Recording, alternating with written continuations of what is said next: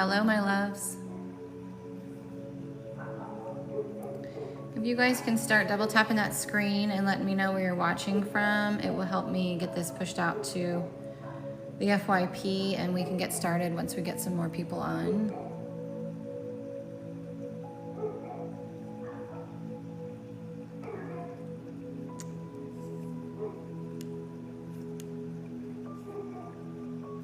Central Texas.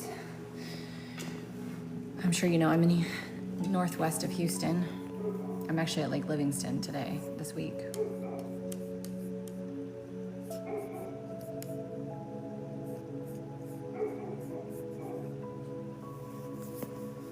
Arizona. I love me some Arizona.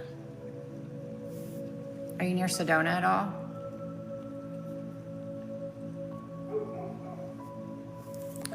It has been a long time since I've been live. Long time. Probably over a month. I have been writing my next book. I finished the majority of the writing, and this week I'm going to be starting the editing process. Long way to go still, but I have been focused on writing my book and private mentorship students. So I said this week I'm gonna do editing and go back to going live when I have the time and reconnect with all of you guys. Hopefully you can see the little pink thing. Hopefully you can read it. I was trying to keep it out of my face, but keep it to where people could read it. Can you guys see it, or is it blocked?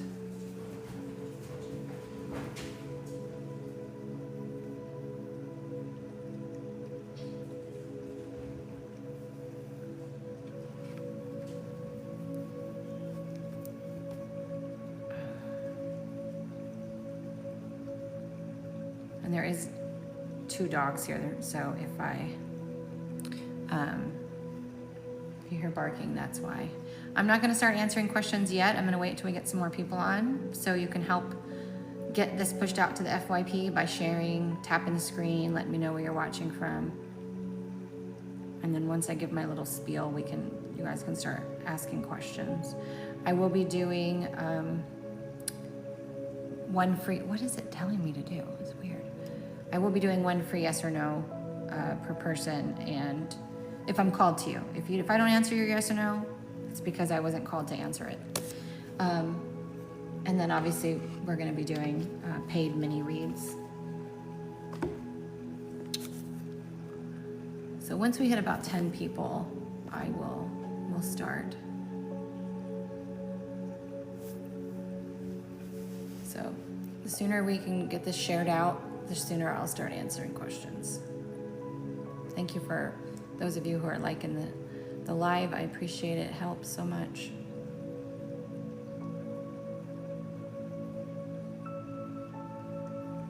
Thank you, Wendy. Thank you for the roses.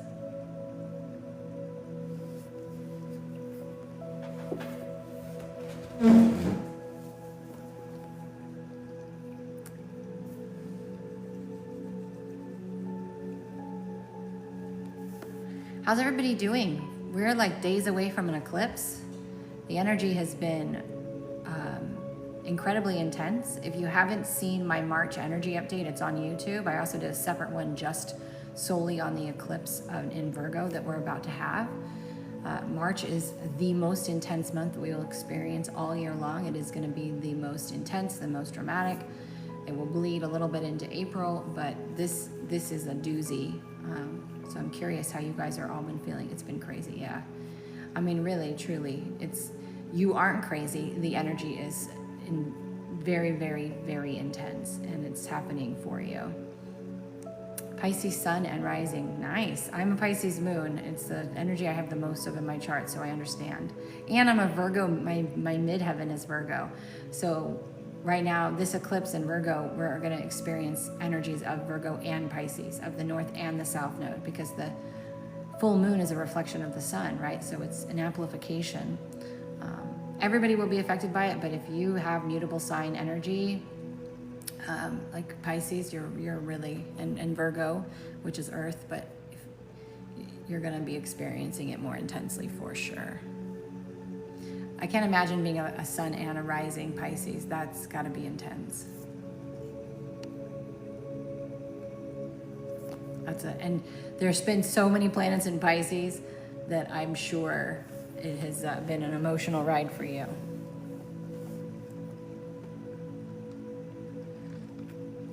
We're getting there. We're almost there. We can start getting going. Just a few more people. Hi, Julie. Hi, honey. I did get your messages. I will get back to you. In the meantime, good job listening to your intuition and carrying the malachite.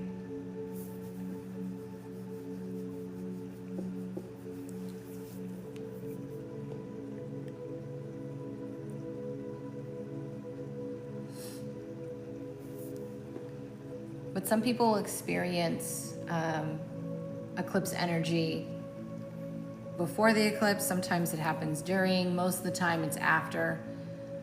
But the lunar eclipses are always seated 6 months prior to the new moon that was in that sign. So that would have been the very beginning of September, the new moon in Virgo.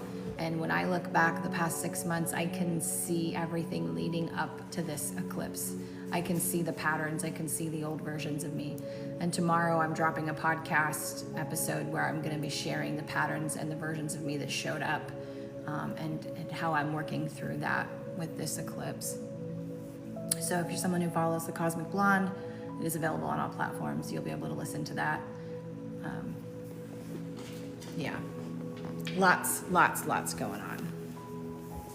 This is, and honestly, and I talk about this in the full March update on YouTube, but this is nothing. The last 2 weeks of March, you put your seatbelt on. You think it's intense now? Just wait. It's gonna be gnarly. And intense doesn't always mean a bad thing. It just means intense, right? So maybe it's the most amazing month you've ever had in a very intense way. It doesn't always have to be negative. Don't always have to go there. But when we say intense, that's what people think. But it could be the most amazing shift you've ever had in the most intense way. And it can also just be this light coming in and penetrating your old beliefs, your old patterns, and anything that isn't serving you, right? It's going to penetrate it in a way that is undeniable. And that is the miracle, right? It's helping us. Eclipses pick you up and move you to where you need to be. They literally flip the table. They flip the script. They shift everything. So it's really, really important. I hope so too. Okay, we're close enough. Let's get going. So for those of you who are brand new to me, I am Johanna Burkhardt. I am a multidimensional channel teacher, healer, and author. And my mission is to help you to be the change that you want to see so that you can create the reality that you are actually desiring. And we do that by teaching you to shift your frequency, moving you out of fear, anxiety, uncertainty, and into faith and trust and flow. And there's a multitude of ways I can do that. And really helping you to open up your gifts and your intuition, really step into your destiny, step into what you're meant to do here. When I come on live, this is when I do more traditional readings, just to kind of introduce you to my energy, give you a taste of how I read, to be of service. And as of today, I did reopen up my $99 first-time client sessions again temporarily. So if you've never had a session with me ever, you can book at a very discounted special rate. Again, it's $99. It's more than half off of my normal price for 60 minutes. So if that's something that calls to you after sitting with me today, by all means, it's linked in the bio. So how we're gonna work this today is I will offer one free yes or no to those who I feel called to. So if you put your question and I don't answer it, please don't ask me 25 times. I'm not called to answer it, or I'm not getting a concrete yes or no for you, meaning there's still things up in the air. If you would like a mini read from your guides on a specific question you have, or just a general read, those are $15, and you can see all my ways of payment in my tip jar that's linked in the bio. There's Venmo, Cash App, those are preferred, but PayPal is there as well. If you do donate for a reading, please let me know that you donated and where, so I can make you a priority. I also have cards today. Cards will be done with gifters. So if you're a gifter, you can ask for a card. If you're already a paid subscriber, I don't even know if I have any more because I haven't been on in so long. But if you pay to be a subscriber of my page here, you can just ask for a card anytime. It will tell me if you're a sub. So that's how we're gonna do today. I will probably repeat this spiel a few times until I get some admins on. And you can always ask general questions too. We can have general conversations. So if there's something you're wanting to learn about, or you know, a healing question, shadow work, spiritual development, feel free to ask. And if I can help you and share something that might be of service to you, I will.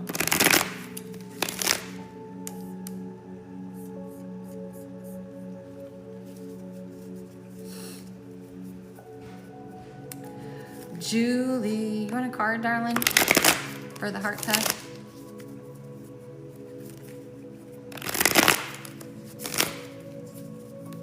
Okay.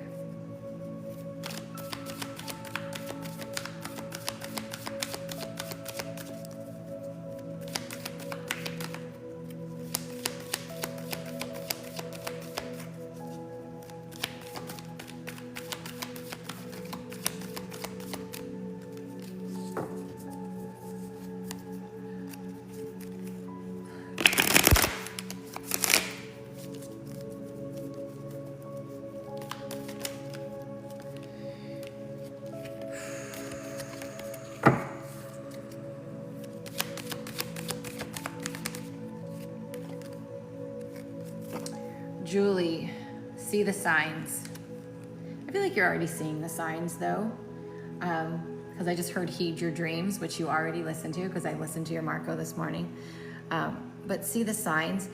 I feel like there's even more signs that you may not necessarily be considering a sign, but you are being guided and they're telling you to hold the faith. Like, hold the faith, hold on to it. You're so supported. You see how that tree is like, there's so many different parts, so many different things. It's like you're being surrounded, you're being supported. Everybody's with you. Like, hold on, you're rooted, you're protected. See the signs. The signs aren't just about guiding you, but they're about letting you know that you're supported and you're not alone and that you're loved, and especially with everything that you're going through. So just know that they're all around you.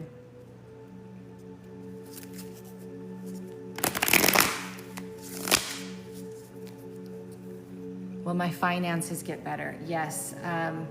It feels like you got a few months to go before that shifts.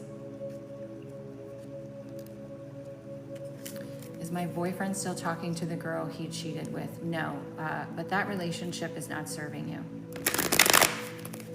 So let it go.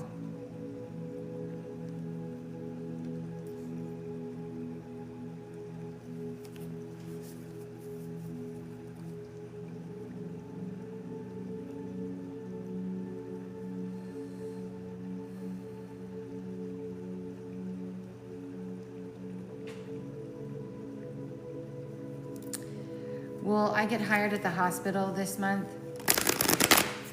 That feels very uncertain still. There's no solid yes or no on that. I feel like that's something that has not been decided yet. I want to almost say like I feel like there's something else that's going to come in.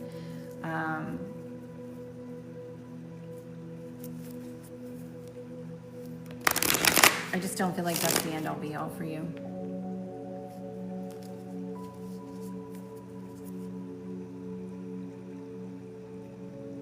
Julie. I haven't been coming live, honey. I haven't been live in over a month. Probably longer than that.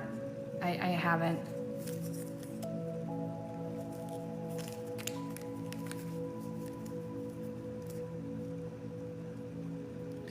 Am I getting engaged soon? It depends on what you think is soon.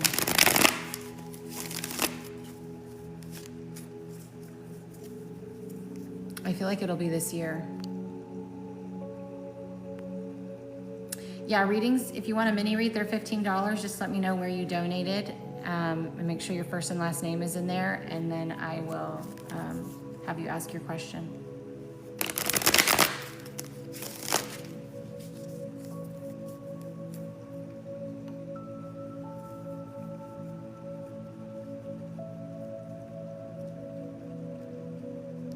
Wendy, when I read your question, do you know what I hear? I hear it's time to go. It's time to go. I don't think you're supposed to be there. I hope this month. Samantha, that's funny.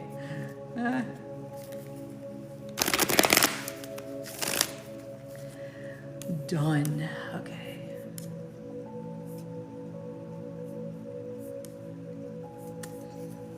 Oh, I'm not even logged in. Hold on, let me log in. Looks like you did Cash App, so let me. Did you do Cash App or PayPal? You definitely are, Julie. Oh, it's Cash App. No, maybe. Okay, it was Cash App. Okay. Confirmation code 788. Oh shit. I should have done this before. I should have done this before I went long.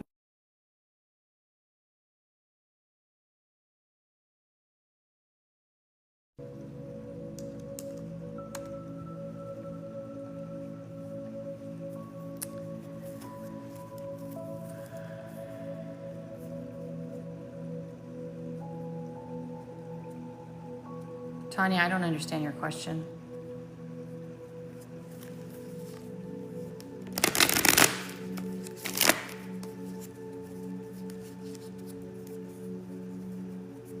Tiffany, yes and no. There needs to be some honest conversation. Otherwise, it's going to be something that's harbored.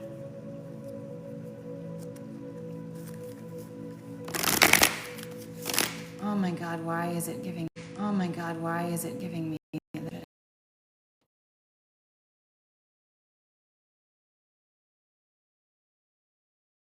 Welcome back. Where's your enter your? I don't know what my pin is.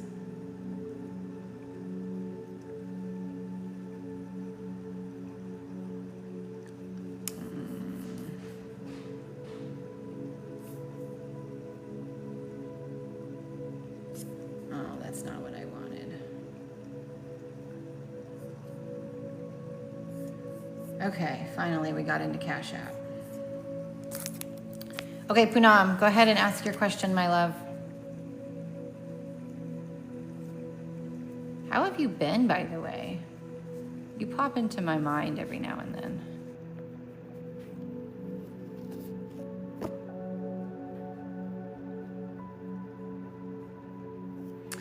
Well, when you get a 111 and 333, when you're getting the synchronicity like that, when you're seeing it, what do you think immediately? What do you feel immediately?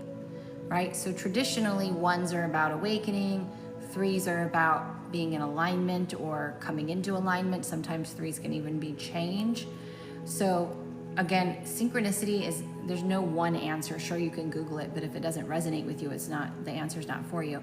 So when you see a synchronicity like that, you need to ask yourself, what am I thinking? What am I feeling at that time? Or what was I just thinking or feeling? Or when you see it, do you automatically know it's a confirmation? Or, you know, that's usually what it is. It's usually a confirmation of what you were just thinking or saying or a nudge. It can also just mean that you have guides or angels that are, or loved ones around you, so you're supported. There can be a million reasons for those synchronicities. What's coming up? Okay. So it's never just going to be your guides or your mom. Oftentimes we see, I mean, I see synchronicities all day long. I see every, like 111, 222, 333. I see 456 on license plates. I see 555s on license plates. It happens all day long. There's no rhyme or reason other than I'm in the flow and I'm being, you know, I'm supported. So you have to really understand synchronicity in that way of what's coming up for you. So let's just connect to you and see what's coming up. So for those of you who are just joining, I prioritize the paid reads. So if you want to hold off on asking your yes or no's, you're more likely going to get an answer from me if you wait until this reading is done. All right.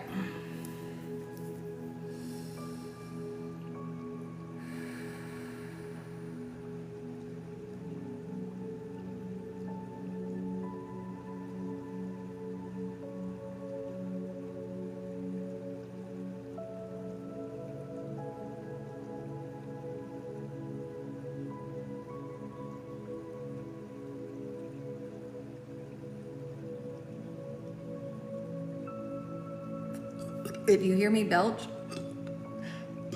or cough, I'm clearing energy from you, so please drink lemon water.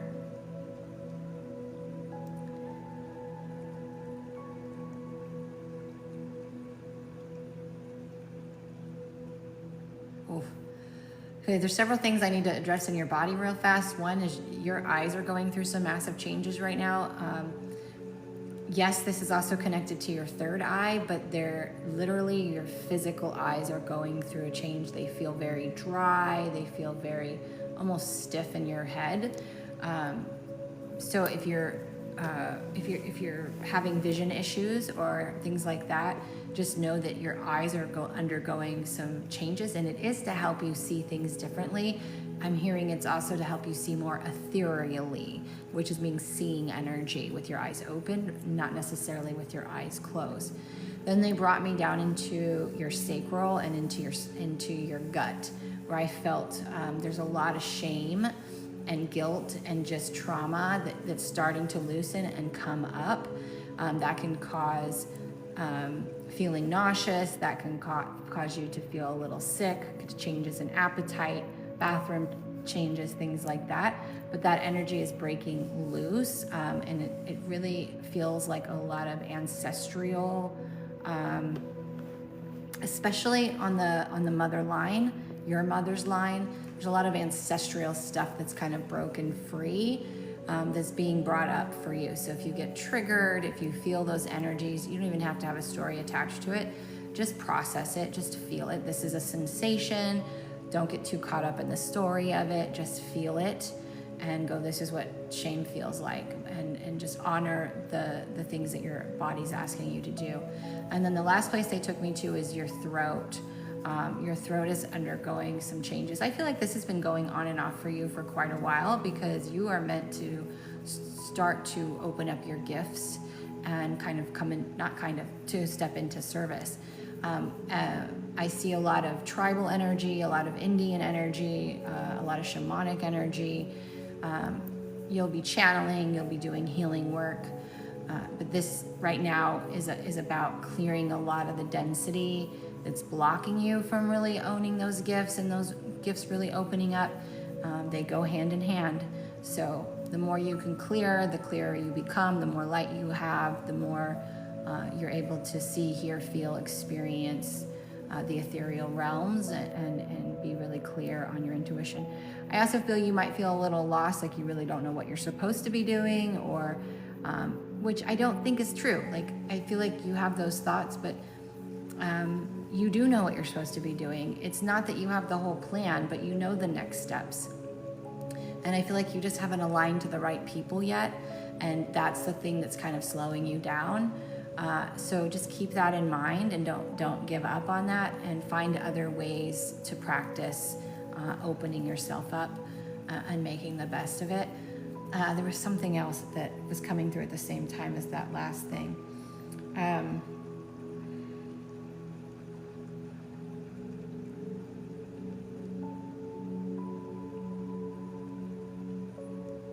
Do you have a dog? Do you have a dog? I'm having stomach issues for 1 week. Okay. No. Do you have a dog that would be in spirit form? Like, did you have a dog as a kid? There's a dog. Like, it's a dog showing up for you. Not sure why. If you guys are asking questions, I will not answer it until I'm done with this reading. So, why are these not approving? That's so weird. When you were a kid, there's a dog showing up for you.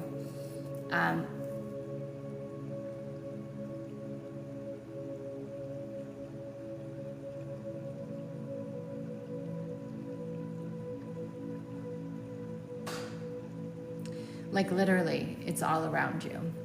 So it has to be your childhood dog, because it wants to, like, it's like wagging its tail. It wants to lick you in the face. It's like you're not alone. It's wanting to lay on you and bring healing to you. I don't know if you were really close to the dog as a child. But this dog is showing up, so I don't know why, but it's here and it's letting you know, which is weird because, you know, that's been happening a lot. Even my childhood dog, I've been calling other people's dogs by my childhood dog's name, which is always my sign that my dog's around me, so it's just strange. But know that you have a dog, your childhood dog is around you, because that's why I was like, this feels like spirit. That's why I was asking if you had a dog, because I was wondering if it just crossed over, if it was from childhood. You have any questions about anything we've said? They're telling me that you're doing a good job. They're saying, now this is a collective that's speaking, so there's some guides in here, but there's also your mom. But they're saying, you hear us, you just discount it a lot of the time. You discount it. You don't know that it's us speaking to you, but you do hear. And they know by the way that you acknowledge the thought that you're having or the information that you're receiving. So know that you are receiving it. You're just not always believing what it is. You're discounting it a lot of the time. So that's what they have for you. Do you have any questions about anything that we've said that I can help clarify for you? I feel like things are going to shift in the next month or so. I feel like you're going to have another shift. What that shift is, I'm not sure, but I feel like it's going to help steer your path a little bit more.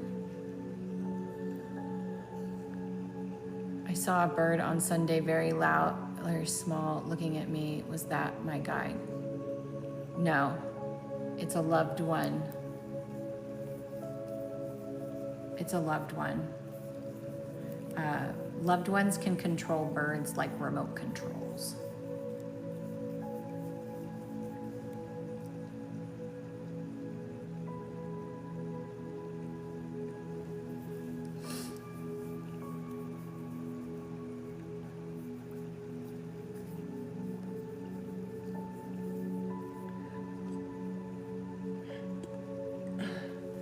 And also, if you can fast,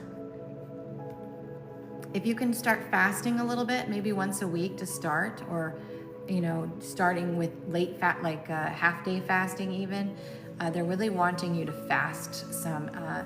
Part of it is detoxification, but I think some of it is more spiritual than anything in creating that discipline within you. So try fasting a little bit. But that's what we have for you, my love. You were thinking about fasting? Is that what you're saying? Because that's awesome. If you were, you should definitely do that. Thank you for following me. See? They're answering you. Do it. Do the fasting. Okay. Well, I'm so happy you showed up today. I'm so happy to see you, and I'm so glad to know that you are getting through this energy. Yeah. Okay, so for those of you who are just hopping on, let me just do a brief overview. Since I know a lot of you are new to me, I am a multidimensional channel. I am not doing medical, legal, or mediumship today.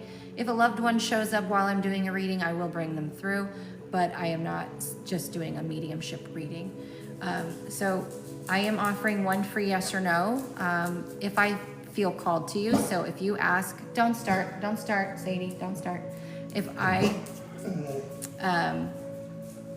you ask your yes or no and I don't answer it, please don't ask me 50 times. I'm just not getting a solid yes or no one way or another. If you would like a mini read from your spirit team, whether you have a specific question or you just want a general read, those are $15. Cash App and Venmo are linked in my bio. Let me know if you do donate and where you donated so that I can prioritize you. I will need your first and last name, so make sure that it's either attached to your Cash App or Venmo account, or you put it in the comment section. And if you're a gifter, you can gift, and you can put, once you gifted, you can put your first name and ask for a card. I'll pull a card for you and give you a sentence or two about that. So there's lots of options today. If you like the way I read or you want to go deeper, I did bring back my $99 first time session rate. So if you've never had a session with me and you want to spend an hour with me on Zoom, you can for $99. It's more than half off of my general rate. So there you go. Will I date in 2025? Yes.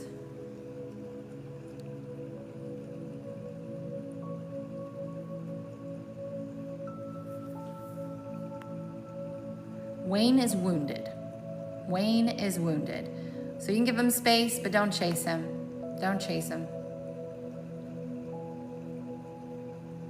Kate, will I pass my certification in July? Yes.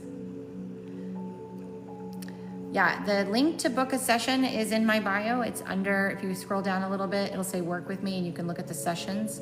I did put some new types of sessions up as well.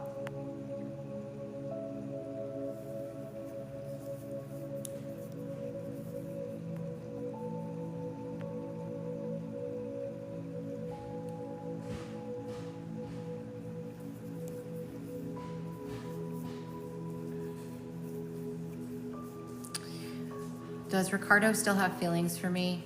Yes.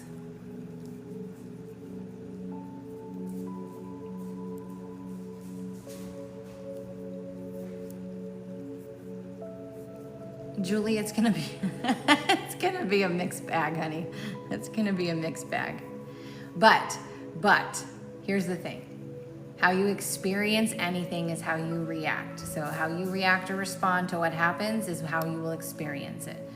So it's no matter what happens, if you just see it as something that happened and it doesn't mean anything about you, it won't be something dramatic and crazy. You know, like today I had like several things that were like, are you fucking kidding me? This happened. And I just didn't freak out. I just was like, whatever, let's just deal with it and move on. And it was no big deal. Stress is not caused from external things. Stress is caused from how you respond or react to whatever's happening. So everybody needs to hear that because the energies are going to be a little wild. It's going to be a little bit of a wild card. Will my side hobby pick up? I'm not sure. Can you ask that a different way? Are you meaning a like side hustle, like a side business? If that's the case, yes. But I want to make sure that's what you're talking about. Hi, welcome in. Yes, then yes, Jenny. Just make sure you release any expectations of the outcome and just focus on the joy of doing it.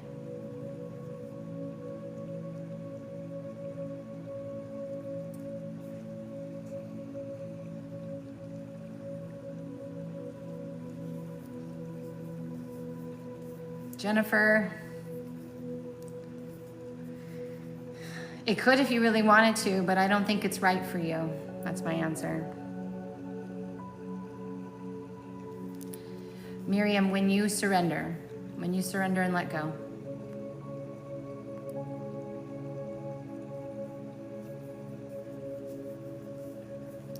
You're welcome.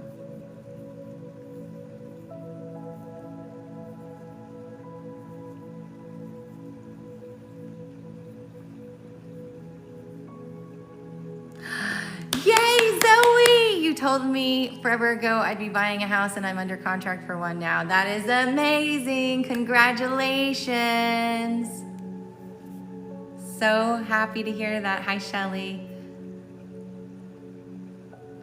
Phoebe, I don't get an answer one way or another, so it's probably something that he has not decided on yet. Don't wait for a man. Please don't wait for a man. Please don't wait for a man. If they wanted to, they would. And if they're not, they want to and they're not the right one for you anyway because they don't have the courage. You guys, don't pine, don't wait, don't chase, don't do that. That's called limerence. It's like a drug. Is he gonna call me? Is he gonna text me? Is he gonna get together with me? That is a drug. That is limerence. And that is your nervous system wanting something that from childhood to be fixed from a person who's showing up in your existence now. When you guys feel that, run. Cut them off. That's not healthy. You told me to look at condos, townhomes, and I'm getting a townhome. Yay! I love that. Thank you for coming back and sharing that. Love, love, love. Congratulations.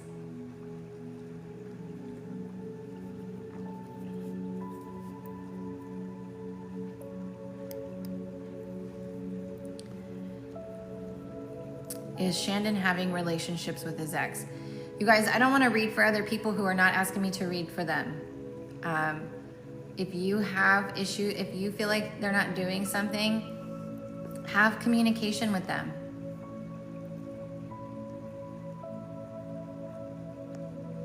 Yes. Yes, Zoe. See, that's a perfect example, right? Sometimes we don't think we can get through something or we can do it. It's about having faith.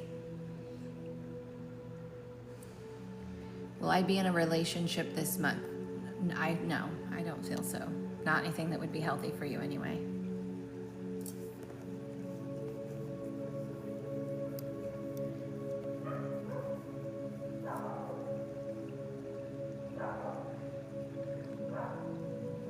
Heather, I literally heard there's good news all around you. It's probably just not what you're looking for. But I do feel like something good is coming for you. So maybe that's what you're speaking of. But I do feel like something good is coming for you. So keep that in mind.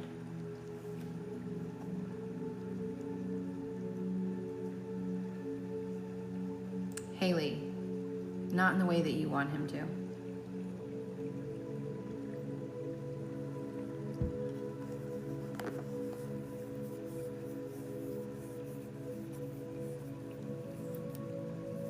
If you guys are, if anybody on here right now is somebody who is missing a man, who is waiting on a man or a female even, anything to do with a relationship, will they pick me? Are we going to get together? Are we going to do that? Please listen to my podcast tomorrow. Please listen to my podcast on Cosmic Blonde tomorrow. Hopefully it will heal something in you.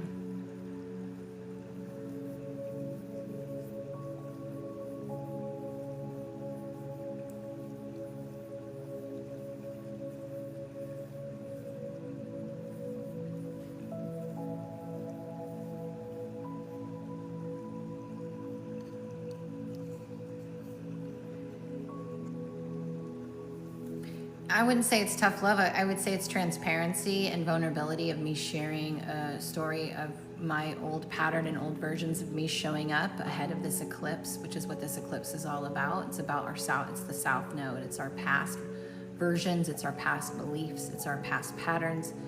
And that my relationships, romantic relationships, have always been where my childhood trauma has shown up and where I've experienced limerence. And when I come on here and I do this and I get all of these people who ask, is this person thinking of me? Do they still love me? Do they want me? Are we going to get together? Are we going to, It's like, that is what limerence is. It's like an intoxicating drug where you're obsessed with them. You romanticize them. What are they doing? You're checking their social media. You're checking your phone. You're pining for them. And that has nothing to do with that person. It has everything to do with an emotional memory in your nervous system, and it's really unhealthy. And so it took me a long time to learn that and to be able to have some discipline and control and heal around that.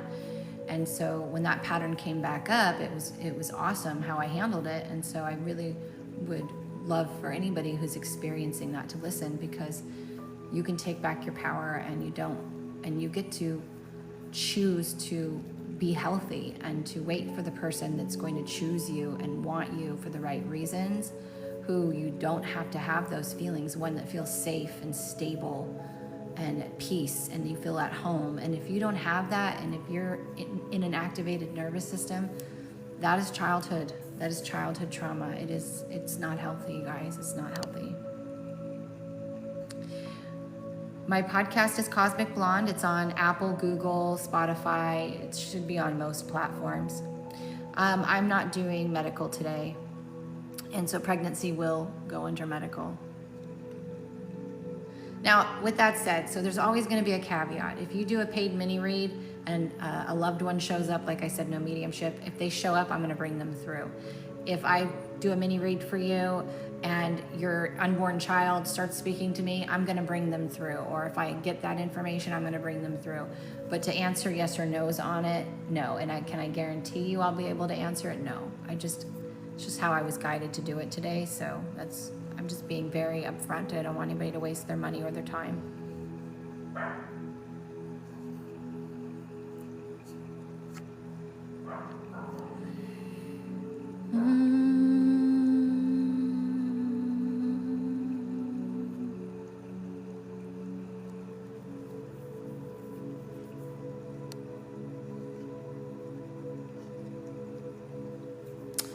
Helen, I'm not doing mediumship today, but what I will tell you is your husband is around you.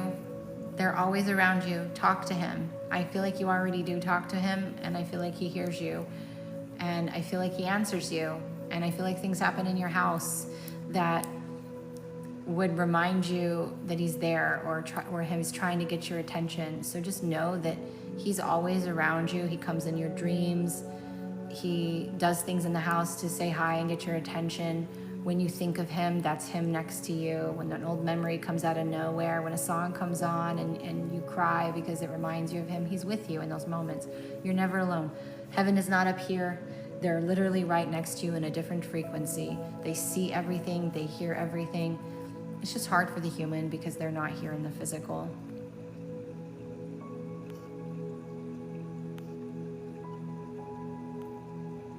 Thank you, Julie, for that.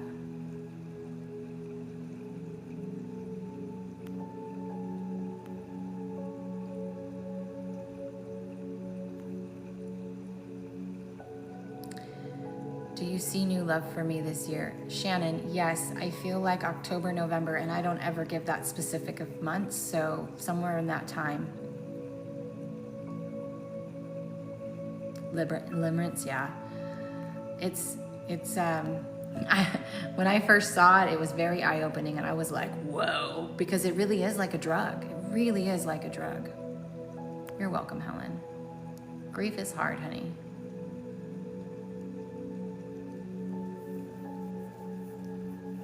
You're welcome, Shannon. Thank you, Julie. Yeah, Julie is a private mentor student. Her and I are working privately together. Which is, honestly, that's the best. Like, single sessions are great. It helps you to get to know me, and maybe you don't need long-term mentorship. But if you're somebody who really wants to make big shifts in your life, if you're someone who really wants to, learn how to be okay in uncertainty and have faith and trust in yourself and open up your intuition and step into your mission and, heal your pain and all of those things, like working with somebody, whether it's me or another coach that you resonate with for, 3 or 6 months at a time, that's when you're going to have the biggest shifts. Because at least for me, when I have someone who's in mentorship with me, it's about the support, right? So it's being able to Marco me or text me or say, hey, do you have 10 minutes to pick up the phone and talk to me for a minute? I'm struggling. And right now, I think support is the thing that people need the most. And we have this big opportunity to make massive shifts and changes in our life this year. And so this year, my focus really is on mentorship, because I know so many people are ready. They're just done with their own bullshit. And they're ready, So that's why I love it so much. And you just develop this bond and this relationship that is so sacred and safe. It's my favorite. It's my favorite thing to do. My mom passed away in 24 at the age of 93. That's a nice long life. I was blessed just having her for that long. Definitely you were. Yes, she knows how much you loved her. Absolutely knows how much. In fact, when someone crosses over, they see things from a whole new perspective. They see their life through your eyes. They see your life through your eyes. They see things so differently. They don't hold resentments. They're not rolling over in their grave. They're not upset if you threw something away or you didn't keep something. They don't hold any of those things. It's compassion, forgiveness, unconditional love. They continue to evolve without their physical body. That is all. And so just know that If you didn't say something before they died, say it now, they can hear you. If you feel like they didn't love you or you need forgiveness, you can still get it now. And they'll know. Whatever's in your heart, whatever's in your mind, they're gonna know. Without a shadow of a doubt, know that for sure.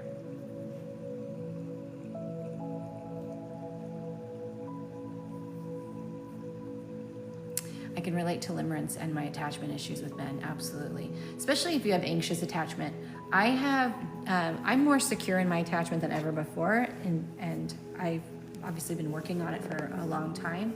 But my attachment type is disorganized, so I can swing real fast between avoidant and anxious.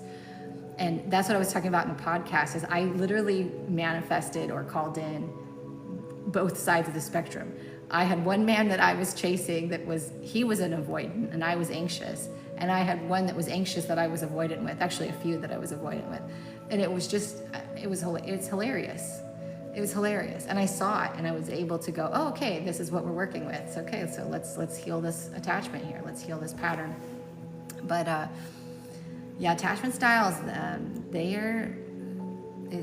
shit is entangled in your nervous system. So it's not always easy in the moment. And that's why I share these stories on my podcast or when I'm live, because when people share their stories, people relate to it differently, and it might shift everything for you.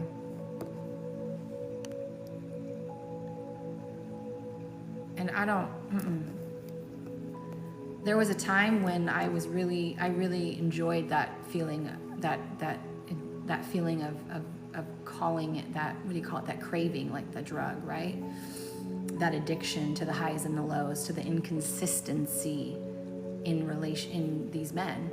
But that inconsistency wasn't just in my relationships. That inconsistency of the highs and the lows and the extremes, where it was in my money, it was in my friendships, it was in my business, it was in everything. It literally infiltrates everything. Most people only see it though in romantic partnerships. But once I was able to see it, I was like, oh shit, like this inconsistency is the drug, really. It's the addiction to the extreme highs and the extreme lows. And when I found a man that was secure and the relationship was peaceful and stable, it was boring, and so I sabotaged it. And so I had to understand that I wasn't bored. I was having peace. I've spent my whole life in chaos, so peace was like, what the fuck is this? So I felt abandoned by my father, so I see it now and why I feel like I do. Yeah.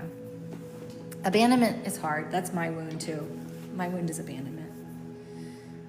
The shit just infiltrates everything. But, now we're adults. We're not children anymore. And so now we can take the power back and we can make different choices for ourselves. And that's the whole point. Because there really is no past or future, right? We're accessing it, everything right now. So you get to be that. You get to be what you need now. What you didn't get back then, you can be that way now.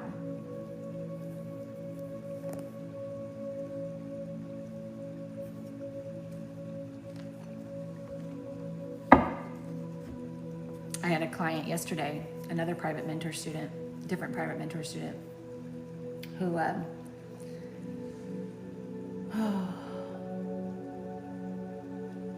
she couldn't see how her pattern had infiltrated everything, and it was literally creating a block where she couldn't open her gifts, where she couldn't see what she wanted to see, where she couldn't have the experiences. And it's because the programming from her childhood was so incredibly strong.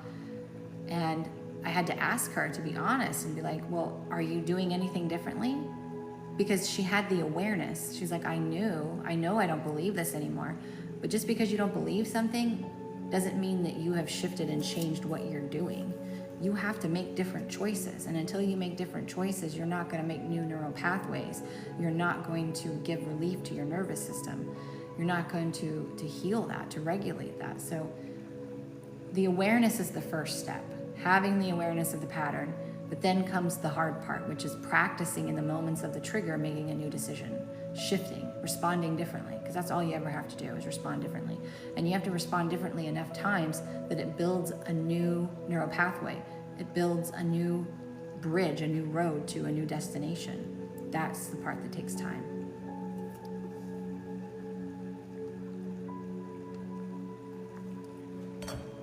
But it gets easier. It gets easier.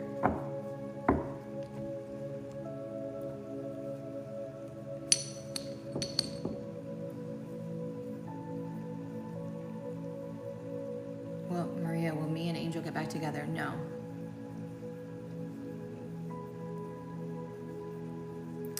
Will my eldest son find love this year? Yes. In fact, I feel like he not only will he, but I feel like he will get married relatively quickly. Whatever.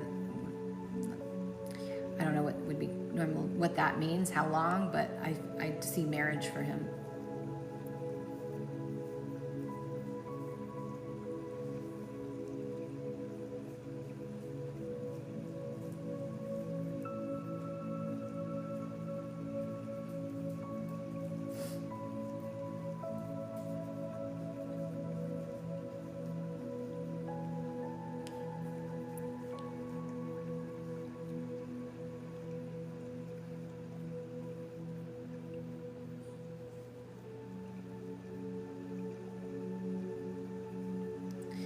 Is my son having his awakening? How old is your son?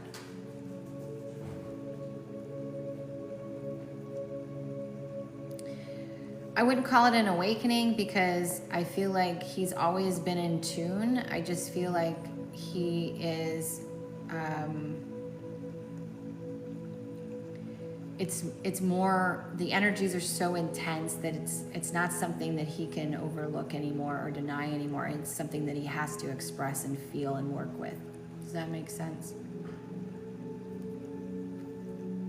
18, okay. I'd say he didn't quite feel like a child, but I feel like he's always been sensitive. I feel like he's always had some kind of knowing that maybe he didn't really talk about.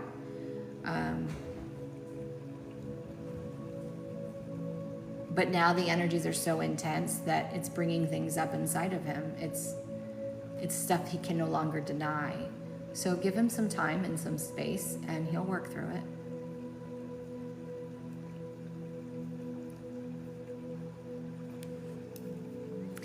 And don't overstep.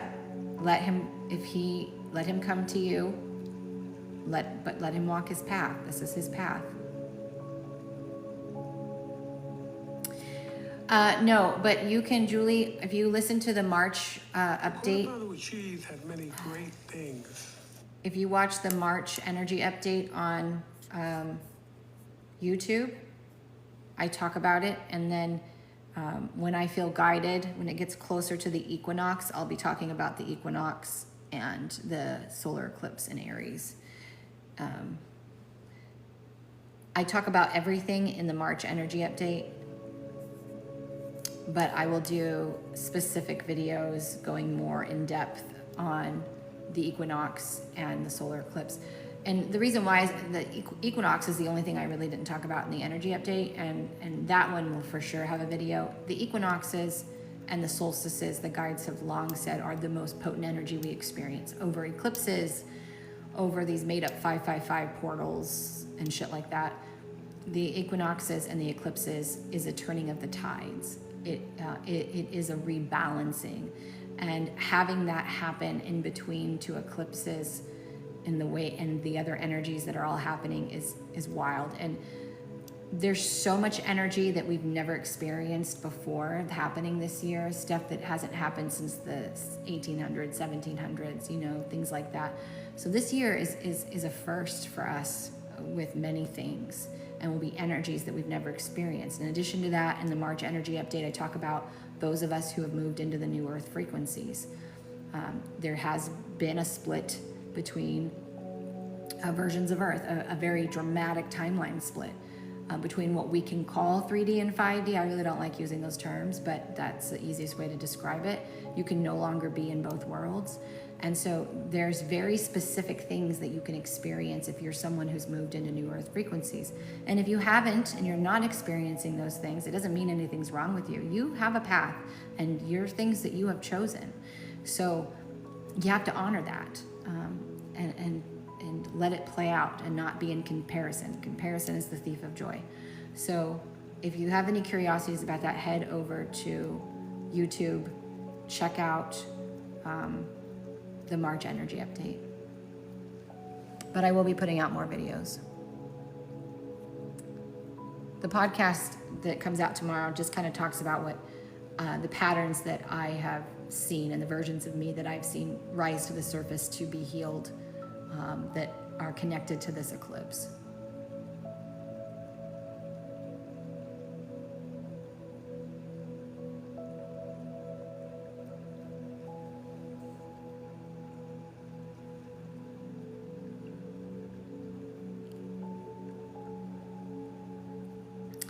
I need some good mojo. It's been a very rough year.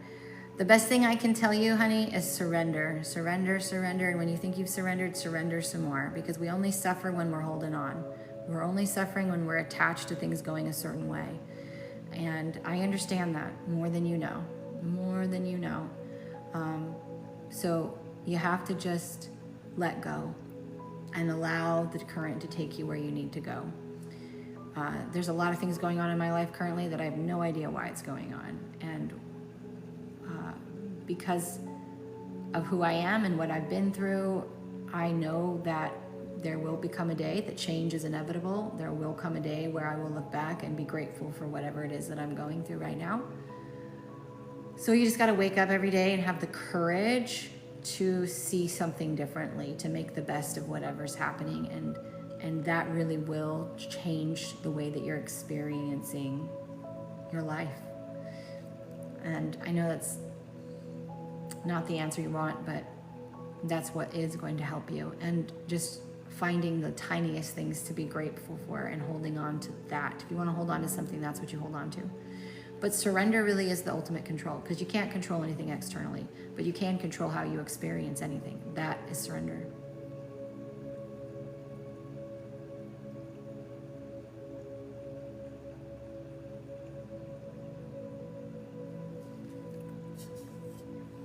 Yeah, there's a lot of people that have it worse,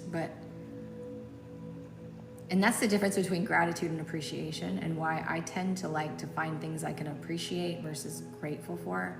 I still focus on gratitude as well, but gratitude is like, I'm so glad I have this because I couldn't have that. Appreciation is, let me look at this lake because I can't fucking recreate that. Let me watch this sunset or sunrise because that's a beauty I can't create. I can only appreciate. So for me, appreciation is where I find the most awe, energy, the most peace. But every morning when I wake up before I get out of bed, while I'm laying there warm and cozy, I just repeat in my head all the things that I'm grateful for. Because there was a time where I was a nomad and I was sleeping in my car at a truck stop. There was a time when I had no money, my accounts were overdrawn, I couldn't eat, I couldn't get gas, I couldn't do anything. And now I don't have that, right? There was a time when I was stage 3 adrenal fatigue and I could barely move and get up and run my businesses or do anything. And now I'm healthy. So it's like, yes, there's so much for me to be grateful for. But I also focus on what I can appreciate, because there's things going on in my life right now that could really derail me if I let it.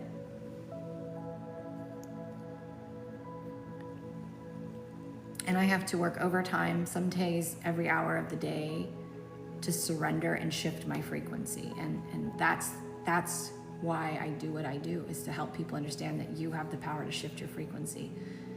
You have the power to sit there and be stuck in the lack or the sadness or the stress, or you can choose to say, well, have I done everything that I can?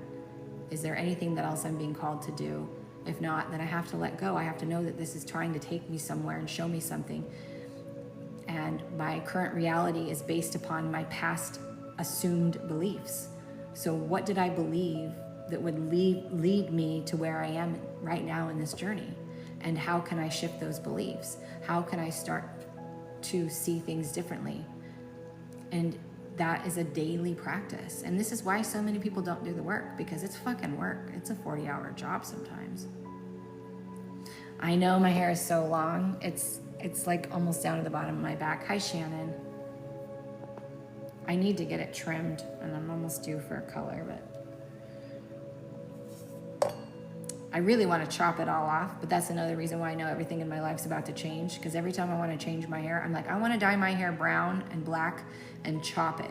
Whenever I want to change my hair dramatically, I know my life's about to change dramatically. And ironically, the last time my life changed in that way was when I finished my last book. There's some kind of theme here. Yeah, you and every man I ever met. Don't cut your hair and don't dye it. Keep it blonde. I like it long because I feel more feminine. But when it's short, I have more fun, because then I'm not spending, it's not so much of my hair and my time. But I'm very grateful for my hair, because there was a time where I lost half of it. I had to nurture it and grow it all back. And I have half of it pulled back, so that's why it looks thin right here, just because I have a half of it pulled back. Let me grab my chapstick. When I channel, I tend to bite my lips and they get dry.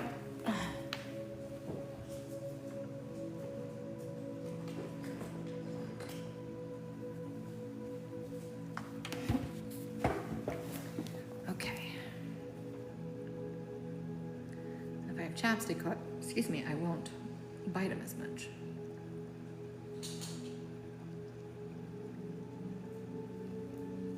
Okay, so for those of you who are hopping on, there's one free yes or no that I'm offering. If you gift, you can put your first name and ask for a card. I'll give you a sentence or two about that card. If you would like a mini read where I connect to your spirit team to answer your question or to give you a general, those are $15. The Cash App Venmo is linked in my bio. And if you have never had a session with me, I have brought back my $99 first time session, which is more than half off my normal rate. And I have added some new types of sessions as well too. So if you would like to have 60 minutes with me, know that the first time rates are back. That's what we're doing today. And again, like we've been talking, general questions about things, please ask. We can have general discussions while I'm on here.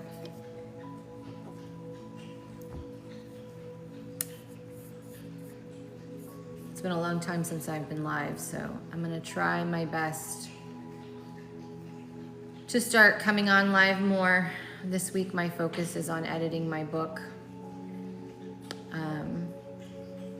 Editing my book the rest of the week and just coming on and being live with you guys. So that's my goal. I'll be trying to be on every day the rest of the week. The lake is so good, so good. I forgot how healing water is for me, because I haven't been very close to water and it's been cold. So just being up here, like, my mental health has shifted. I've had so much more inspiration. I've had so much more channeled messages. I've just felt more at peace. I've been sleeping better. I've always been someone who's lived by water. And so not living this close to water, I didn't realize how much it's affected me, but it's reaffirmed the fact that I need to live on the ocean or the lake. Most likely a lake. But I need to be close to water. It's so beautiful.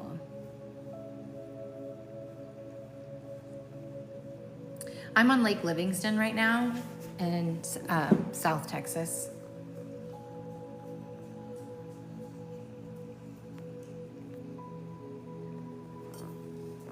I don't know why it keeps filtering the dumbest comments. Like, why would it do that?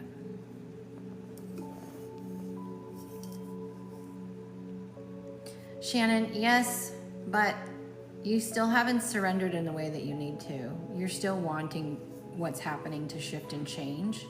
It doesn't mean that you have to stop wanting it to shift and change. It just means that you have to come into complete acceptance of where you are so that you can finally heal what's happening. That can only happen if you stay in the moment and realize that this moment isn't bad just because you don't like it.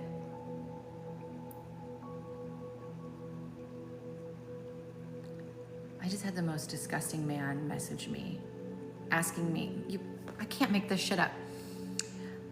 I get a ton of men who show up in my inbox. I have my phone, my D&D's not on. It came across, it said, do you want to get high, like smoke weed, get high, and listen to music naked with me? Who does that? Who messages a woman they don't know that? I don't understand men. Isn't that disgusting? What is wrong with them? No, I love the lakes in Wisconsin though, Shannon. The lakes in Wisconsin, if you guys ever want to experience the most clear, beautiful water, Wisconsin and the UP of Michigan. Chef's kiss. The water is so beautiful.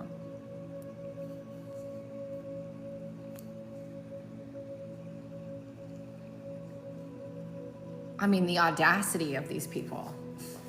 Like, you gotta have some pretty big cojones to do that, because I'm not even gonna give that man any kind of response. It's disgusting.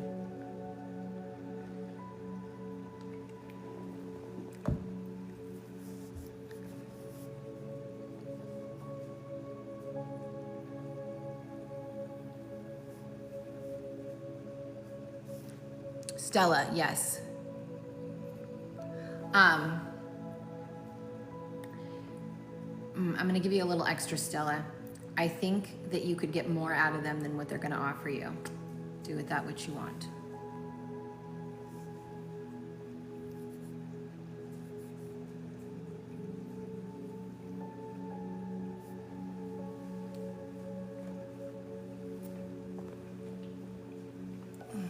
You're welcome.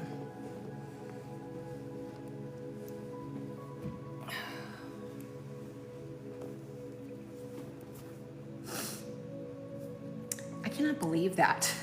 These crazy ass people.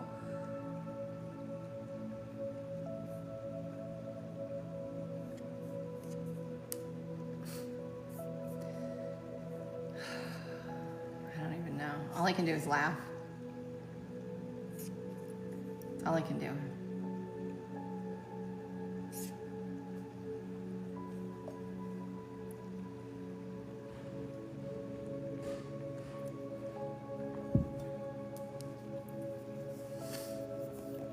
You know, there's some woman out there, though, that would get that message and be like, yes, let's do it.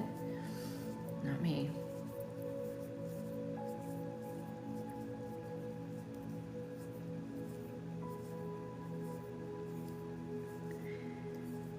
I don't know. I mean, kudos to him for not being afraid, you know, and just going for it, but I have too high a regard for myself to entertain things like that. It's an opportunity for me to practice self-respect and to choose me and to not react, right? Not to give them any attention. And that's the hard part.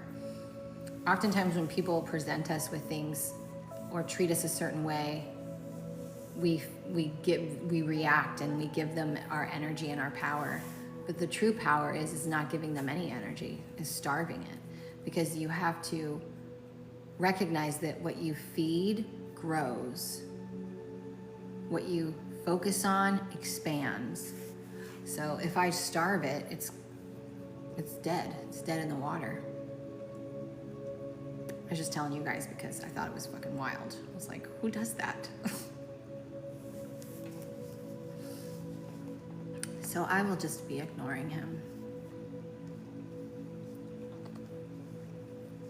Go find someone else. But that was a little wild for me. That's a new one. I haven't had that. I haven't had that in a while. Who watches Ginny and Georgia on Netflix? Season 3 is coming June 5th. Woo woo. Sorry. I have Facebook open. I love Ginny and Georgia. That's such a good, it's just such a good show.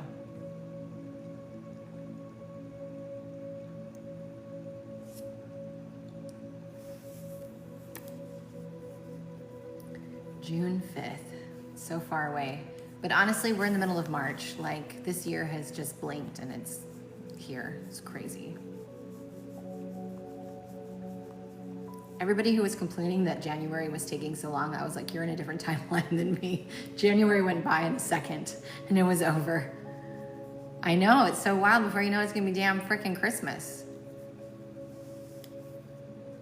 I'm ready for summer though. I'm really ready for the warm weather because I want to get in the water. But I'm not getting in that water until it's warmer. Though I may paddleboard Lake Livingston Friday or Saturday because it's supposed to get up into the 80s. The water's gonna be cold, but I just not fall off my board, I guess. Yeah, I'm a summer girl. I'm a late summer girl. So like the end of summer, beginning of fall, when it's like the 80s and it's still nice at night, you know, it's not too cold, it's not too hot. In the dab middle of summer in southeast Houston, it is miserable. It's over 100, it's humid, it's disgusting. And I have to live in the water during that time. I won't complain about it, but it is a little disgusting. But end of summer, it's like perfect. If we could just live in that window, beginning of summer, end of summer, those little windows, like I want to live that all year long. I would never get bored of it. I'll never want it to be cold. Spending winters in the UP and in Wisconsin, I was like, yeah, no. You will be in Europe. I wonder what it's like in Europe during that time.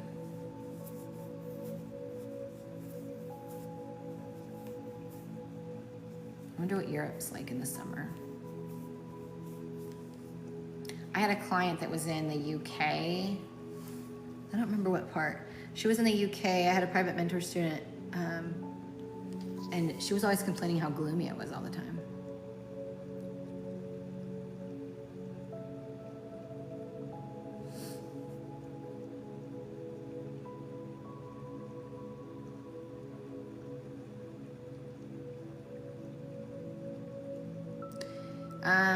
Rebecca, it's not a for sure yes or no. It's leaning more yes, but it's not for sure. I'm not getting a solid yes or no. You're gonna be in France? If I went overseas, I wanna, my bucket list overseas is Germany, because I wanna go to the Black Forest and I'm German. I wanna go to Greece. I wanna go to Egypt. I wouldn't mind seeing Italy, but it's not like it's probably be the last one on my list. And I want to go to Africa.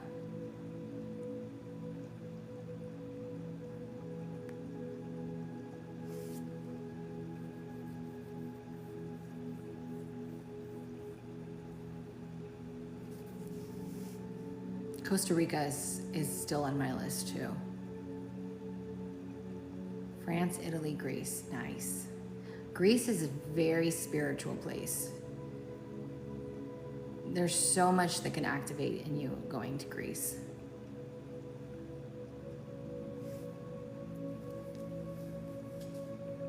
Yeah, Costa Rica's been calling me for like 3 years.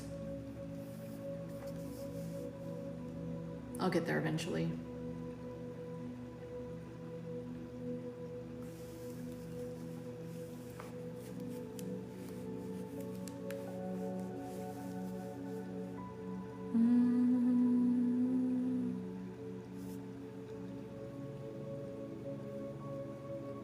Oh yeah, Greece.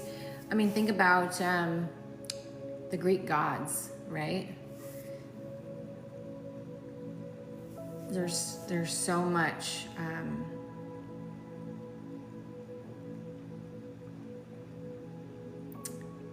high frequency energy there. There's so much information, activation. Like it's just, there's something about the land there, the water there. Like, get in the water, because the information is in the water. Just let the water, like, just get in the water, let your body absorb it. Connect to the earth, walk barefoot as much as you can. Connect with the people, you know, immerse yourself in it. And you may not notice it at the time, but whatever those energies are that you collect are being seated in you when you're there. And it's not like you won't have aha moments or things, but oftentimes when we're vacationing, we're in a different place, you know, but it will do things for you. Like, for example, in 2006, no, at my honeymoon in the early 2000s, I went to Kauai. It was the first time I'd ever been to Kauai. It's a garden island. The moment the plane touched the ground, I felt like I was home. I felt something that I'd never felt before, but I didn't really know how to describe it as that at the time. And I was so immersed in the land, and it just changed me. It changed me. And then when I went back in 2011, it was even more profound. And it wouldn't be till years later that I even understood what happened. I just knew that I had these feelings that I couldn't describe, and I didn't know what I was feeling or what was happening. I wasn't as aware as I am right now. But man, I'm aware of it now. That's the kind of thing that you feel.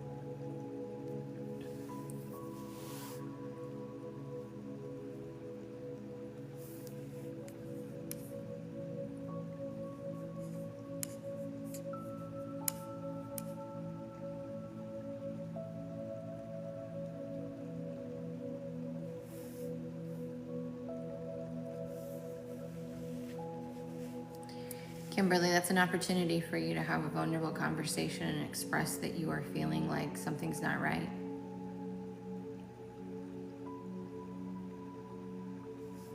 I do feel like something's off between the two of you, but I don't see it as being unfaithful. Doesn't mean he's not. I'm just saying there is something off between the two of you. It's time to have a conversation. Remember, when you have these types of conversations, it's not about accusations, it's about ownership. I feel ... Not because of what they're doing. I feel ... I'm not sure what you're feeling, but this is how I'm feeling. And when X, Y, and Z happens, the story in my head is at X, Y, and Z. It's about ownership. It's about having emotional intelligence and being able to sit down and say, hey, this is what I'm feeling, and when this happens, this is the story that my head is telling me, and I would like to talk about it.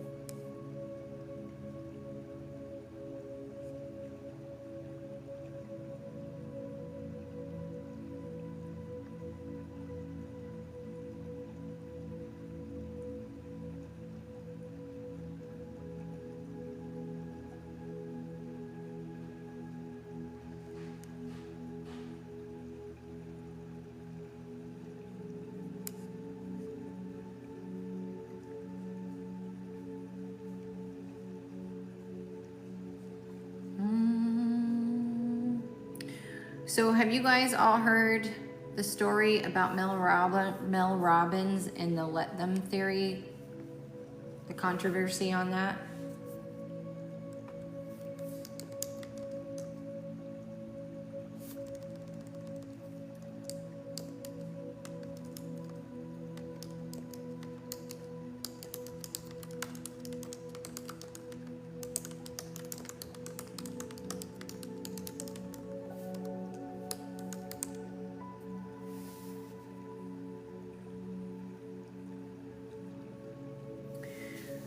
So there's a woman named Casey Phillips. She was the original inspiration behind the let them theory. She wrote a poem that went viral called Let Them. And Mel Robbins took her poem and basically made a book out of it.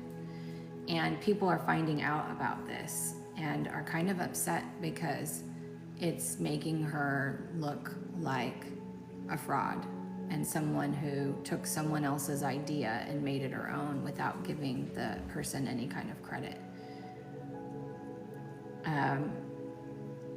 And we're going to start to see this more and more. We're going to start to see the fall of false idols, like Oprah and people like this who have, Jay Shetty is another one. People who have taken other people's ideas and ran with them. And you can be inspired by people, but you have to make it your own. And you have to give credit where credit is due. And that's just not been happening with a lot of these people. And so people are calling for people to not buy her books anymore or buy her things. And I don't necessarily think that there needs to be a cancel culture around it. If you want to read the book, and it serves you, then read the book. But I think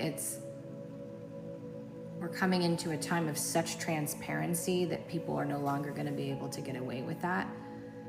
And then at the same time, there's this weird energy because of AI and ChatGPT, and not, how do you trust that anything is authentic anymore? And authenticity is the highest frequency. So I don't know, it's just an interesting conversation. And when I heard that, I've never been a huge Mel Robbins fan. There's always been something about her that's kind of rubbed me wrong. So I wasn't necessarily surprised when I found this out. But yeah, the original writer is Casey Phillips. She wrote a poem that went viral in 2022.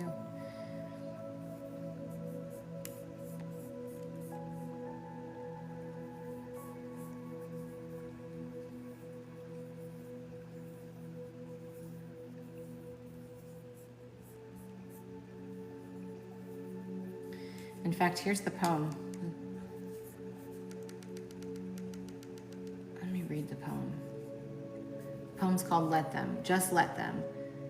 If they want to choose something or someone over you, let them. If they want to go weeks without talking to you, let them. If they are okay with never seeing you, let them. If they are okay with always putting themselves first, let them.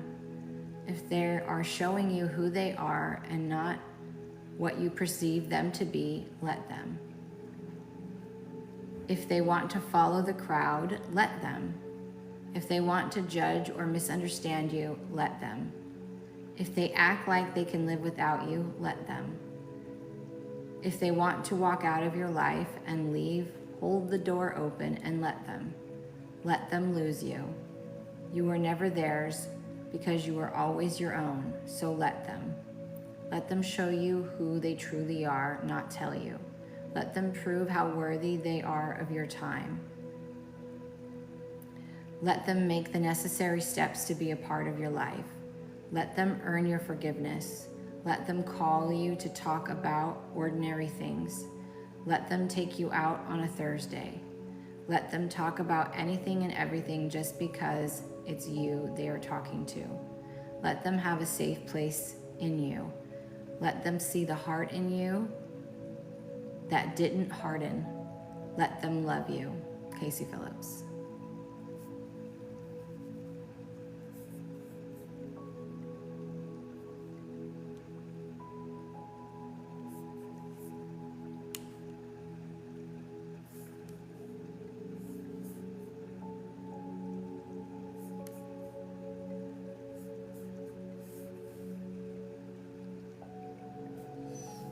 It is beautiful. No. I'm actually surprised. If I was Casey Phillips, I'd be pissed. And we don't know what's going on behind the scenes. She could have been paid. She could have been part of ghost, like a ghost writer. She could have done anything.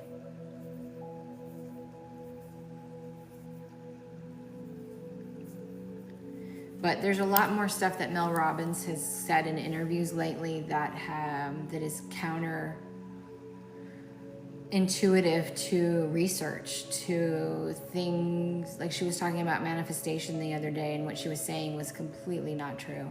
You know, there's just a lot of things that she just kind of spouts out about, and I don't think she's actually educated on, or maybe that's just her belief, you know, and everybody has the right to their belief. But again, this is going to be a time of false idols, false messiahs,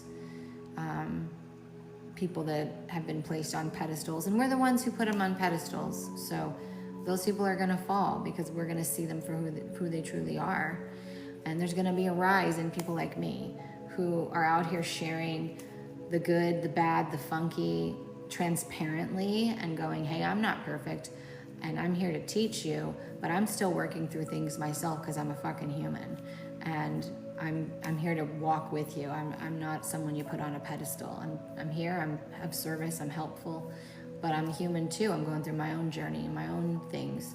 And that's what we need more of. We need more transparency. And so we're gonna see the rise of the light worker this year. And that's why I've been, and the guides have been, you know, having me speak so much on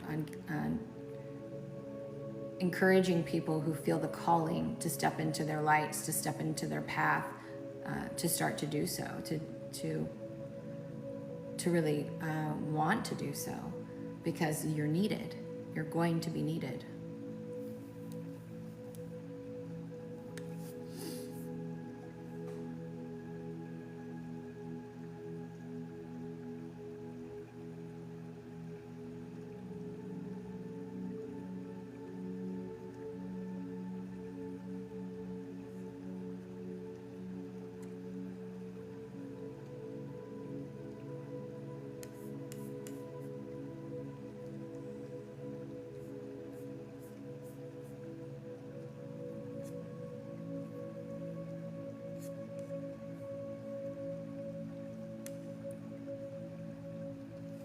We got some big heart energy coming in right now.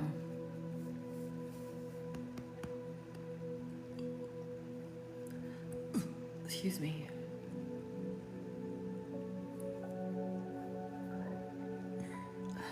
Starting to move some stuff inside of me.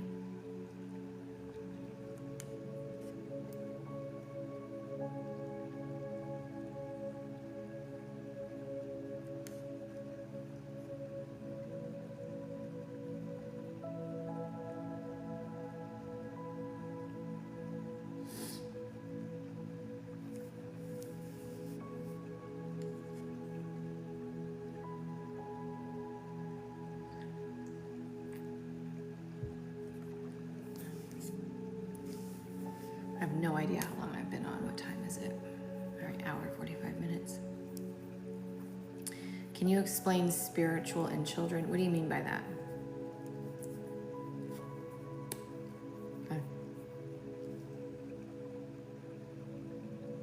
Can you narrow that down?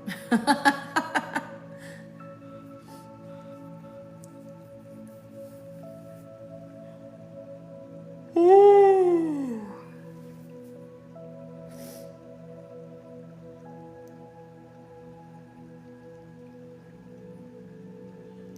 You mean spirituality within the parent-child relationship? First of all, we have to remember that children don't have their own auric field until they hit the age of 7. Their root chakra is not fully developed until the age of 7. So the first 7 years of a child's life, they are 100% encompassed in the aura of their caregiver, generally the parent, right, or parents. So that means most of the child's programming is going to come from your programming, your beliefs, your limits. And so being very conscious of how you're showing up and remembering that you're there to be the example. And the very most healing thing you can do for your children is to heal yourself for that reason alone, because that's how our shit gets passed down. Not only through the fact that the spine is the first thing that develops in utero, and in that spine is the lineage of both parents being infused into the bones, and some of that gets played out and to be healed on their path, whatever they chose. But then those imprints get further imprinted and further conscious by just being in your energy and around your beliefs. So if you're walking around saying things like, I can't afford it, that becomes a program. You know, if you're walking around having arguments with your spouse in front of your children, whatever they see, whatever they hear, they're seeing, this is how I'm to be treated. This is how I am to treat someone else. This is what is okay to be expected. And the other thing that I want to mention is don't ever lie to your kids. Now, you can be choosy in how you word things, but your children always know that something's not right. And when you tell them that everything is okay when it's not, that teaches them not to trust themselves and their intuition. It's the same thing, like this is an example that triggers all parents. When a child comes to you and says, I'm hungry, and you say, it's not 5 o'clock yet, it's not time for dinner, you're telling that child to ignore their body and their body's cues and their intuition that says, I'm hungry, and to look at a clock or look outside of them to know when it's time to eat. And everybody eats differently. Not everybody is meant to sit down and eat at 5 o'clock. Some people are meant to have several small meals. Some people only eat once a day. And so we need to allow our children to be who they are and express themselves. And that doesn't, obviously there's caveats, right? If you know your child's eaten, obviously they don't need to eat again, right? So you have to use discernment with that, but it's understanding that they're wide open sponges. It's understanding that the first 7 years sets their base programs, monkey see, monkey do, from their foundations, the structures, how to do things, how to treat people. From 8 to 14 is emotional development. That's when the sacral is developed. And that's when they learn how to feel and understand what anger means and what happiness means and what sadness means. And this is the parent's chance to say, when their child's throwing a fit, is to mirror their emotions back to them and say, I see that you're angry. I see that you're frustrated. I see that you're upset. It teaches them emotional intelligence. It helps them identify their emotions, giving them a safe way to express it, helping them to have an outlet for it, listening and not trying to fix their problems. It teaches them how to be open to their emotions, that it's okay to cry, it's okay to be sad, it's okay to be angry. From 15 to 21, this is when the solar plexus develops. And that's the time when children learn how to be their own mother and father. This is the time where you have to let go, and you need to let them make mistakes, and you need to be there and allow them to do dangerous things in safe places so that they build trust within themselves. Teach them how to do things to survive on their own, how to change a tire, how to cook a meal, how to do their laundry, how to have in discernment. So when a child comes to you and says, what do you think about this? You say, well, what do you think? What is it for you? It's not what I think. It's not what I want you to do. What's your take on it? It helps them to develop critical thinking. Remember, the upper chakras, the throat, third eye, and crown are merely mirrors of the root, sacral, and solar plexus. There's not fully 6. They're mirrors. We live in duality. So if you are in doubt in your root, you're not going to know in your crown. If you're not feeling in your sacral, you're not going to be seeing in your third eye. If you're feeling disempowered and disbelief in your solar plexus, you're going to speak and act from a disempowered place. So it's understanding that this is the base that's developed over the childhood. Your job as a parent is to be a guide for them, is to be an example for them, and is to love them unconditionally as humanly possible. But being a parent is like walking a tightrope. It is extremely challenging thing to do. So forgive yourself. You're going to fuck them up. It's just inevitable. You're going to. You could think you have the most amazing, raised your kids, they had no problems, no financial issues, everything. They're still going to find something. Why? Because that's just how it is. So you have to be compassionate with yourself, but be open-minded. Don't force them to do things they don't want to do, like play sports or live out your childhood dream that you didn't get to live out. Don't impose your religious beliefs onto them, right? So it's really about keeping them safe, fed, and loved. Everything else is you allowing and fostering their own development.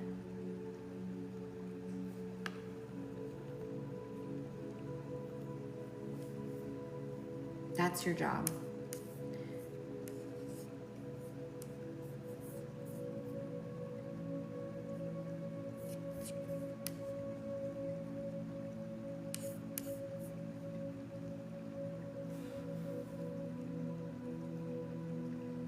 And then here you got my ex-husband texting me the song by Ella Langley, "You Look Like You Love Me."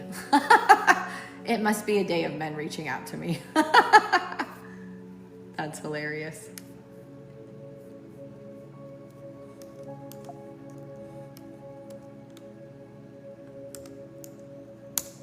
He knows I like that song.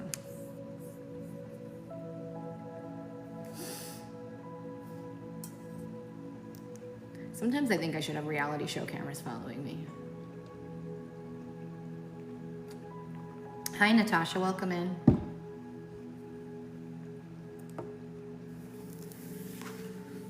Okay. Do we have anybody else that wants to do a paid reading, paid mini read? Do we have anybody who has not had a yes or no answered?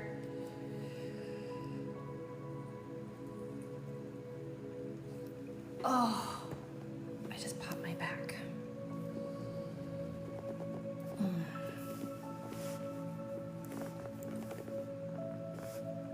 Yes, if you haven't not asked yet, you can absolutely ask a yes or no. And I'll do my best. And just a reminder, guys, if you've never had a 60-minute session with me, you can access a first-time client session for $99. It's linked in my bio under sessions. It's a quantum soul session. You'll see the regular price, and then you'll see the first-time client price that you can book. So that's there. And if you are somebody who's considering mentorship for 3 or 6 months, I do offer a free consultation. Please read about mentorship and how much it costs before you book that consultation, though. Yes, you will pass nursing school.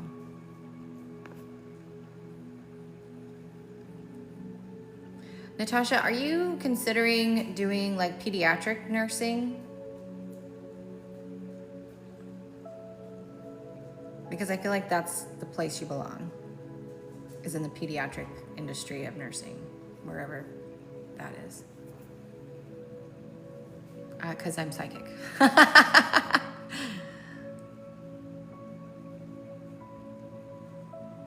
Pediatric ER, nice. Well, know that you are right on you're on your path, my love. Diego, yes, you will. Don't settle. Be willing to wait, Diego, for the one that feels like home, that feels like peace. You're very welcome, Natasha.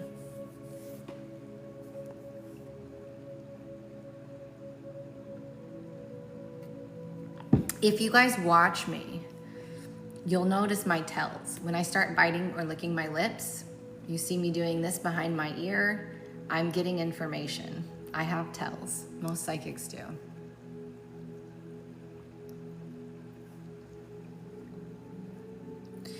Adriana, not in the way that you want. Now remember, if a snake bites you, do you need to chase after the snake and ask him why he bit you? Do you need the snake to apologize? Is that going to reaffirm the fact that the snake hurt you? No. If you know he hurt you, you don't need an apology. It doesn't matter. You don't need him to validate why he hurt you. Know that he hurt you. Heal. Move on.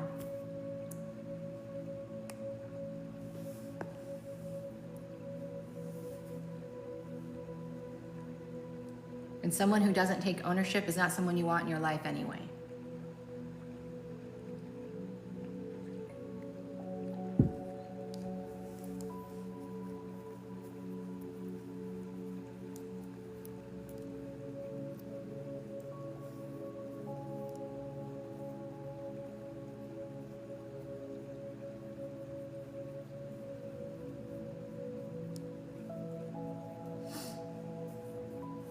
I could take a nap right now.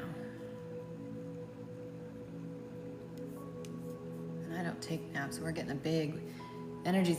I remember I told you guys I was feeling hard energy coming in. My eyes are starting to get heavy. We're starting to get real heavy, really high frequencies coming in.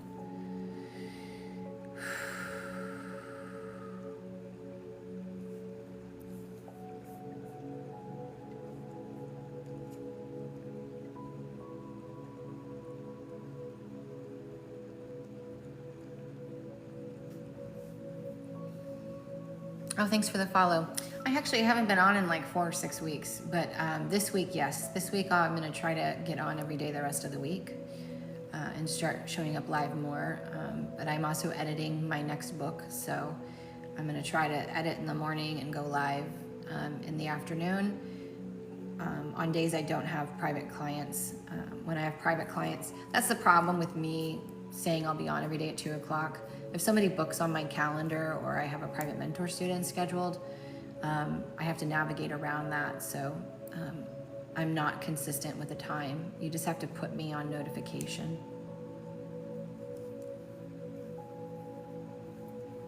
Oh, that's okay, Natasha. I understand, honey.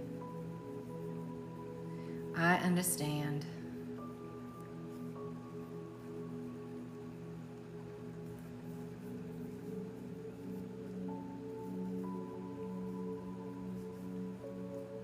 Brittany, no.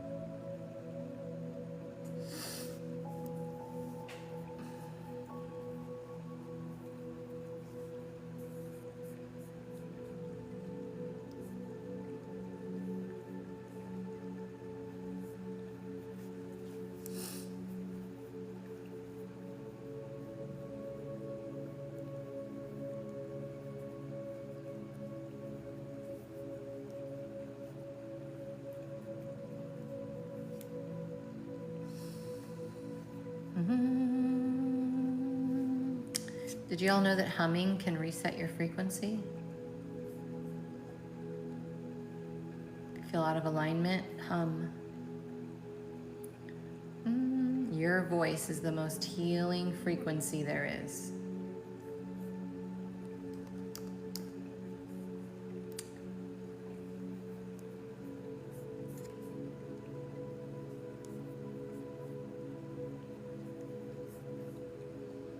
And I may not always be on TikTok either. If you follow me on YouTube, I am gonna start going live on YouTube Shorts sometimes too. So just know that.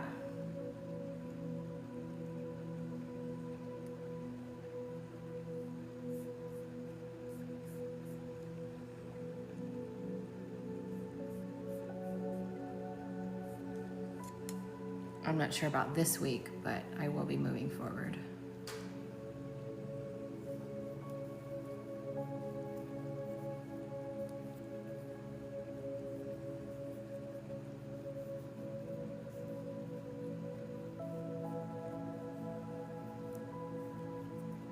Will I be included at my next family party? Yes.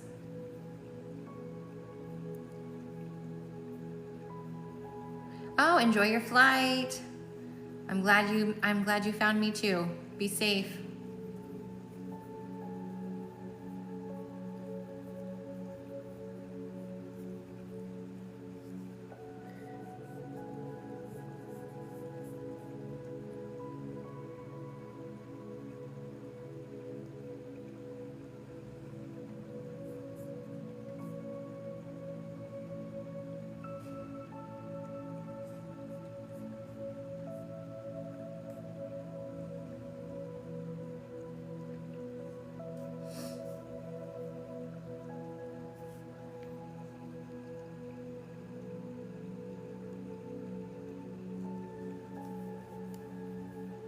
Will Isaac make amends in our argument? I actually feel like he will. Thank you for the roses.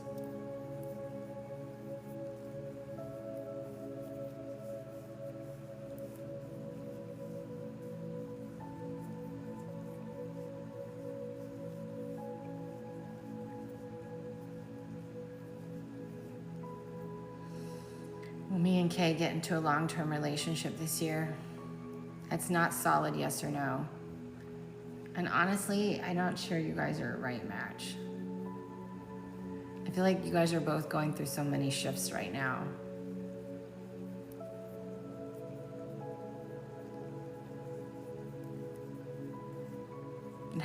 There has to be certain things that happen for that alignment. And it's a karmic relationship, so it's about learning lessons anyway. It's not a soulmate.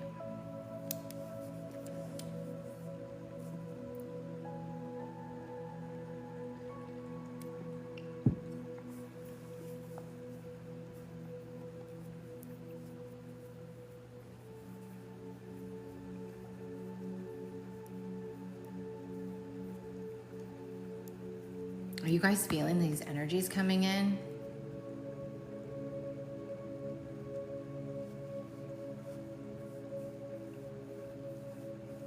You said what needs to happen. I'm not sure what you mean by that.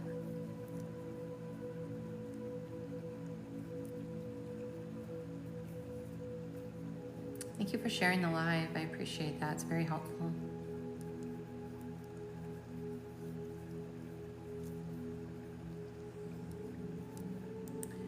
These energies. Last night I could have threw a rave. Y'all, it was like 11 o'clock at night and I was like, where's the music? Doosh, doosh, doosh, doosh, doosh. I was so high on life and frequency. I don't know.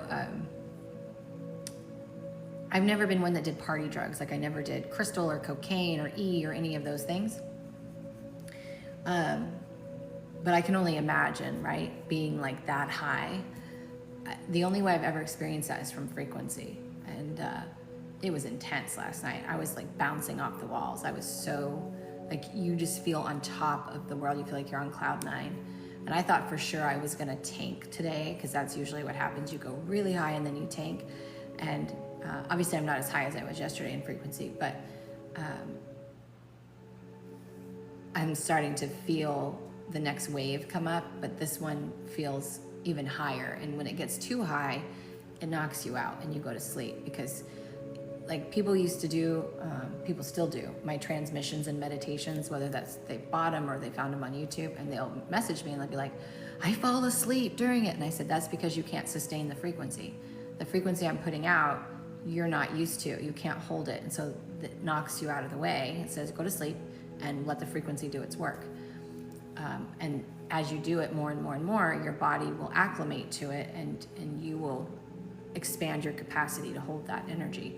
So whenever new frequencies come in and you get really heavy during the day and you feel yourself nodding off, you just can't hold that frequency, and it's saying, go to sleep, and we'll take care of the rest and do what we gotta do. So if you ever listen to a meditation or a transmission and you fall asleep, that's why it happens. I am a roller coaster crying. That's good. Let it out. Let it out.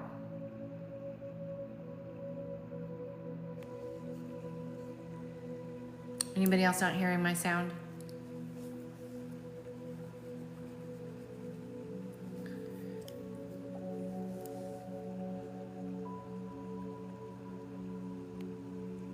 It's muting me. That's what's happening. They're putting restrictions on my live. I wonder if somebody reported me.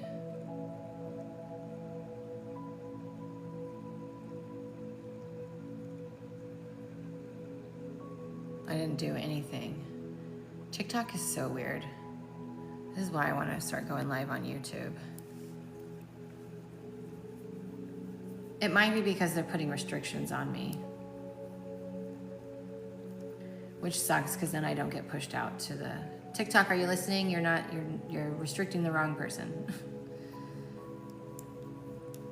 It makes it to where people can't find me. It doesn't get pushed out enough, and that only thing that hurts is me. So that sucks. But it is what it is. Can't do anything about it.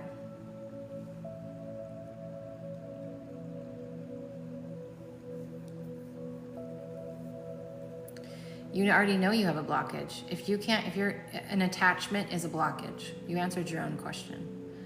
An attachment is a blockage. When you attach to something and you're holding on to something, it's like holding a door in front of you everywhere you go. You have to let go. So yes, if you are holding on, you have a block. But here's the thing. If it's meant for you, it's either going to come back to you or something better is going to come in, because the universe never takes anything from you or gives you anything that's not meant for you. So if it's not serving you. So if it serves you to remove them from your life, then it's serving you. If they leave, it's serving you. You have to remember that. The universe never takes something away from you that's meant for you. Never, never, never. It's either going to come back better, or you're going to get something better or someone better. So if you love it, let it go. If you hate it, let it go. Not easy to do, I know. But you have to ask yourself, what does it mean about me if I let this thing go, if I don't have it in my life? What does it mean about me? What does it mean about my life? You're creating a story about something. You're not looking at the reality.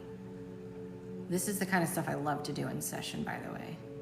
It's really about changing your perspective, shifting your frequency. So start with that. Ask yourself some real questions. That will help you let go.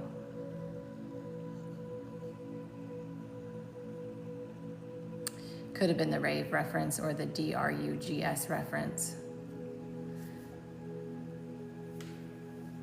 Yet I see people on here talking about the most disgusting things and doing the most disgusting things, and they don't get blocked or restricted. So I don't get it. It's so odd. But it's out of my control.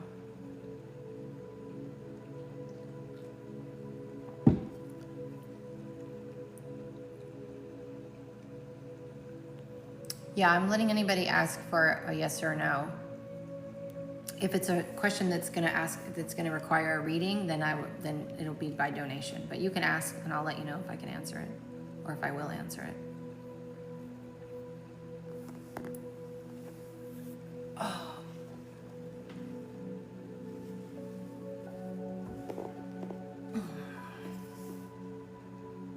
What does it mean to channel? That's a good question. When you think of a channel, I want you to think about a body of water, a river that connects, like a channel of water that connects from one body of water to another. That's what a channel is, right? We think of a channel. Or if we look at a channel on a TV, right? It's a station, it's a frequency, it has certain information on it. So when somebody is channeling, and we are all channeling, by the way, we just don't realize that. When we're channeling, we're connecting to something. And we're in that, when we connect to it, we are then receiving a stream of consciousness. So when I'm channeling somebody for a reading, I'm connecting to their spirit team, and that stream of consciousness that is connected to your soul contracts, your Akashic records, all of your information. When I'm channeling somebody's loved one, I'm connecting to them, and they're going to provide me with a stream of consciousness. When I'm channeling Source, I'm connecting to a stream of consciousness. When I'm channeling the Pleiadian Collective or the Octurian Collective or the Mantis Collective, same thing. I am tapping into a stream of consciousness. And so by connecting to it, I'm pulling that stream into me and then out of me. It's coming into my heart and out of my mouth. Or if I'm doing healing work, same thing. I'm channeling the frequencies into my heart and out to the person that I'm working on. You can channel your inner children. You can channel your animal. You can channel your home. You can channel your ego. You can channel anything. Because everything is alive and everything is energy and everything has everything to offer us.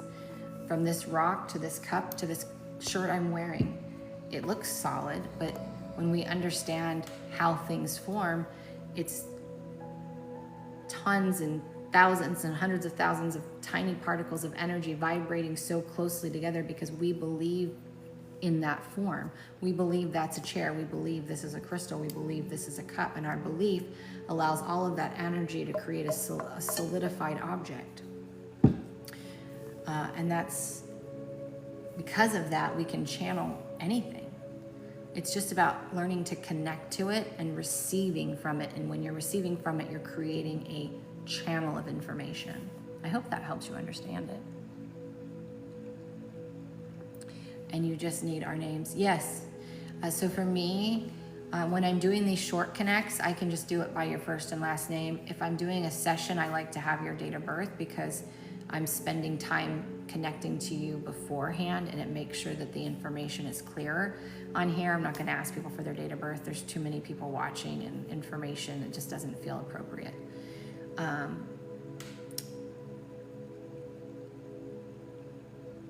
And sometimes I don't even need any of that. I could be in a restaurant or somewhere and feel somebody and know things. You know, it just depends. But to have, for me, I feel more integrity and I'm more clear about the information I'm getting if I have your first and last name. And if we're in a session, I have your date of birth. People do it by usernames all the time. I don't really think that's an integrity because you don't know who you're connecting to. And so I like to be clear about who I'm connecting to.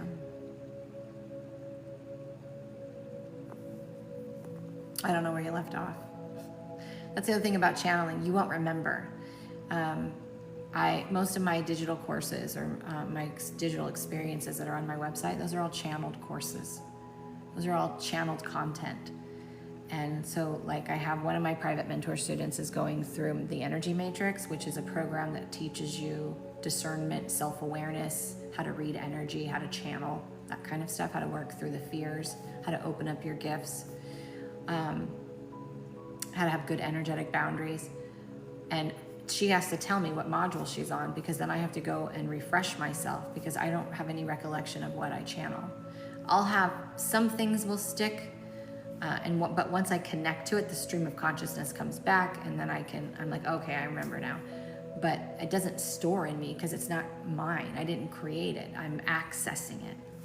So when you're channeling, you're accessing information. So I'll say something and someone will be like, can you repeat that? I'll be like, no, but I'm going to say it again by accessing the information. I'll be saying it again differently because it's not my memory. It's not something in my brain. It's me accessing a cloud, if you will, and pulling the information through. And people can answer quick. Some people are super, super clairaudient and they just hear the answers. I am clairaudient. All my gifts are open. Smell, taste, sight, feeling, knowing, hearing. And I get information all different ways. So sometimes it's all in my body. It's all clairsentient. Sometimes it's all clairaudient. Sometimes I get a visual. Like the paid reading I did earlier. I'm audibly channeling for her, and then all of a sudden I see a dog. And so I have to stop and go, okay, now there's a dog here. What does the dog want me to say? So now I have to use a different sense and tune into the dog. So we all do it differently, and some are faster than others. I like to be thorough, so sometimes I get a quick answer, but I sit with it and really feel into it. I don't know, it's just the way that I do it. I don't think anything's right or wrong. I just think we all do it differently. But what I will tell you is people who are doing the pendulum shit on here, they're not clearing that pendulum every time. If you do that kind of stuff, take it with a grain of salt. If you have someone on here who's just like, yes, no, take it with a grain of salt. If you have somebody who's reading based upon your username and not your real name, take it with a grain of salt. It's entertainment.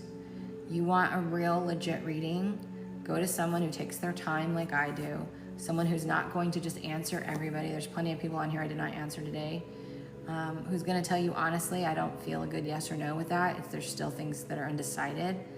Someone who's going to,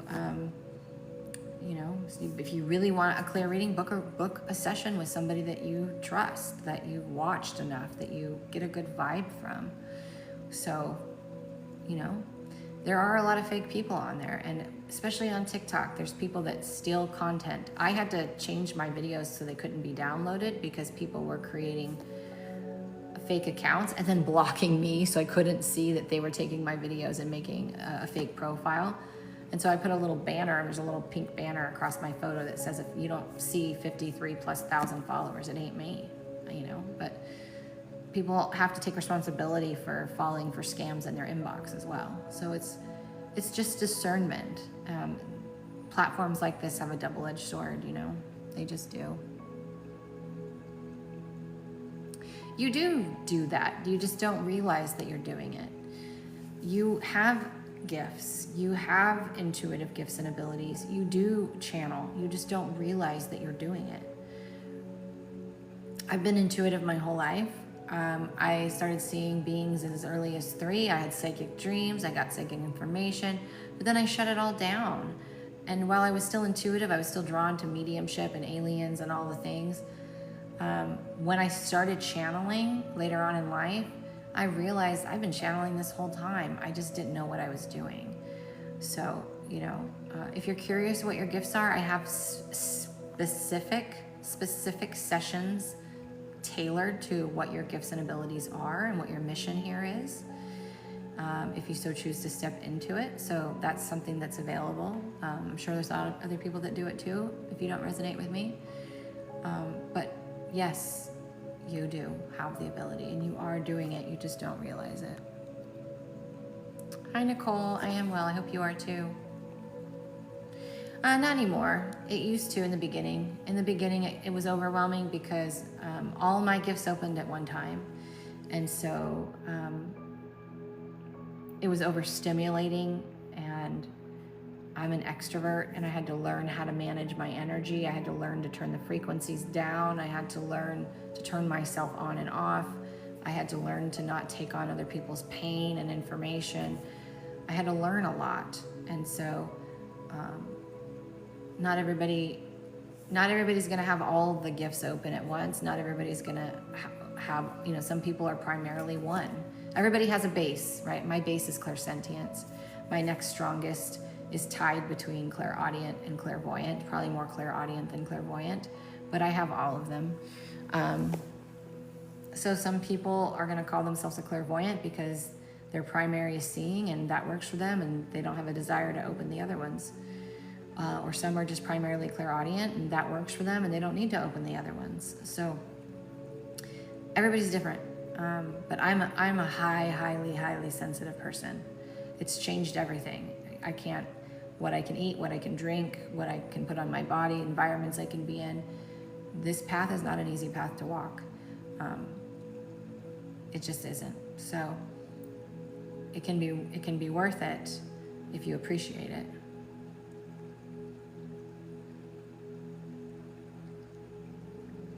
Yeah, that's because you're empathic and you don't have good energetic boundaries. So that's a call for energetic boundaries. Like I was talking about with my course, Energy Matrix.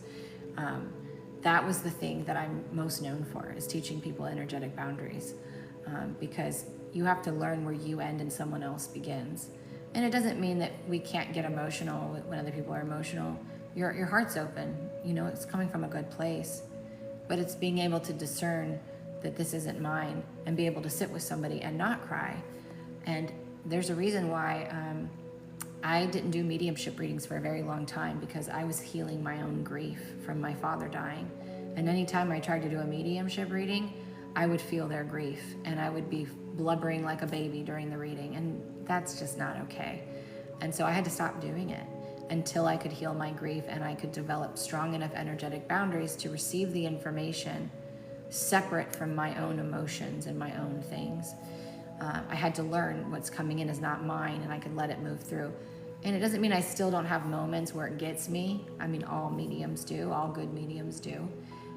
But it's very rare nowadays. But I also don't do traditional medium readings anymore. It's just not something that I feel called to do.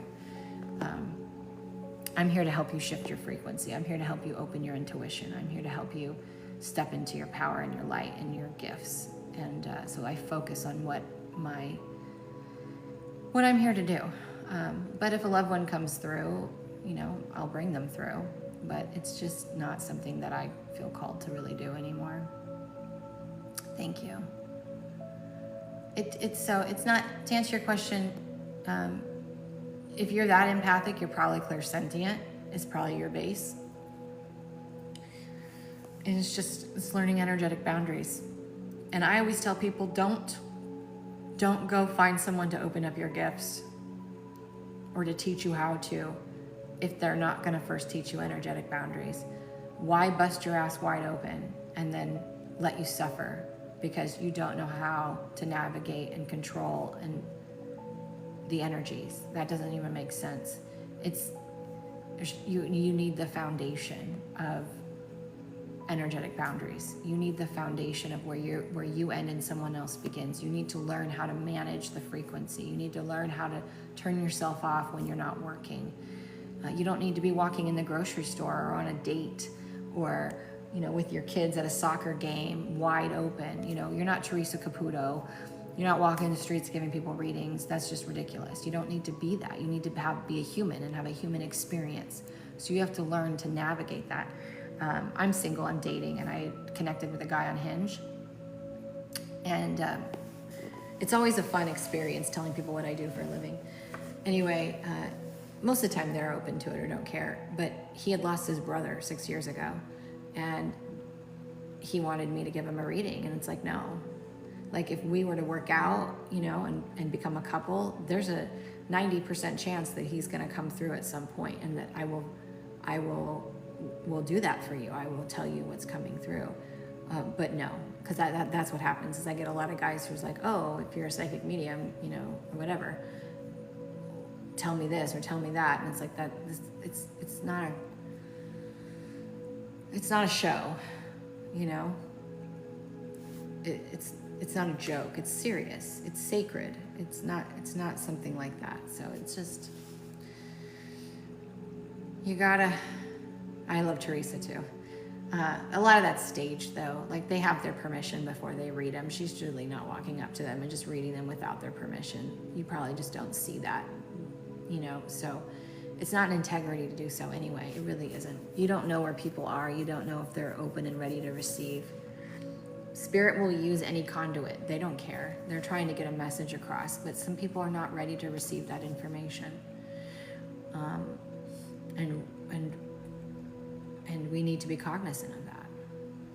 So anyway, little tangent. So much different. But she is a very good medium. She is a very good medium.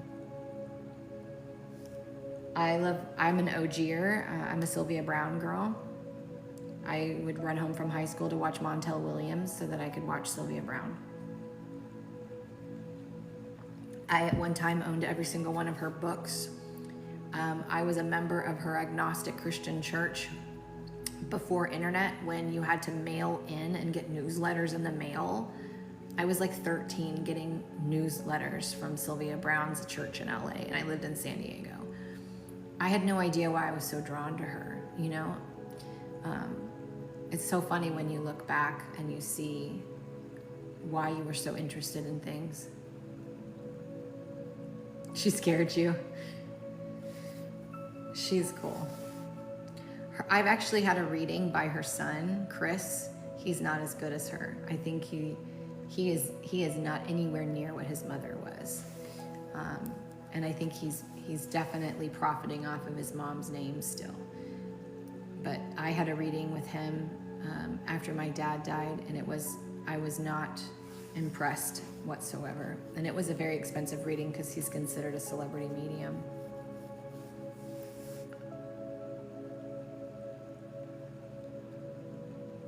I would love to have a reading with Teresa. I would love to go to one of her shows and just to experience her because she's amazing. Can I channel myself? What do you mean by that?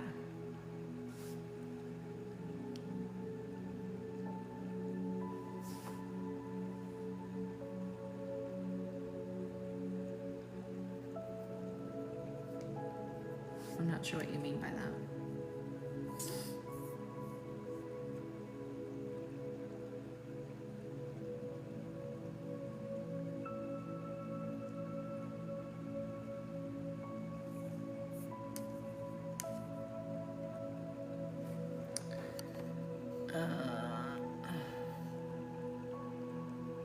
Oh, like for your dad. So that's a good question. Whatever we're attached to creates a block for us. So if I'm in a really, like right now, I'm in a very neutral energy. There's no emotional attachment. I'm not sad. I'm not overly happy. I could very easily communicate with my father, and I do, and my grandmother. My grandmother is less than my dad because I still have some anger around my grandmother's death that I haven't fully worked through yet. But my dad, I talk to my dad all the time. I hear him clairaudiently, and I feel him in my heart. And when I am in a bad place emotionally, I'm not going to hear my guides. I'm not going to hear my dad very clearly because I'm emotional. I'm in the trenches of my own trauma. And that's when he will use external things. There's a song he sends me. There's a bird he sends me. There's things that he will do that lets me know that he's around. My guides will do the same thing. So to answer your question, yes, I can channel for myself, but you have to remember that, we're here to have a human journey. So we can't help ourselves the way that we help other people because we're here to figure the same shit out too, right? So even us, we have to go to other people sometimes to get help when we're stuck because we're no different. It's really hard to see yourself all the time. So it's a yes and no, I saw a Cash App come through, I think. Let me see. Yep. Jessica, go ahead and drop your question if you have one. Or if you want a general, just let me know.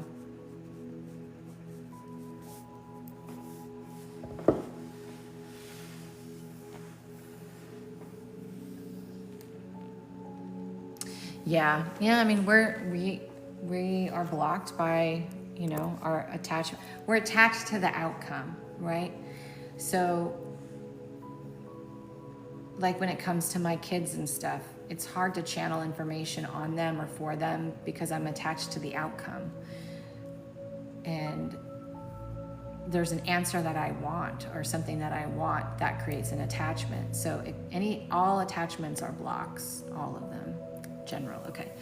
All right, let's do the reading for Jessica.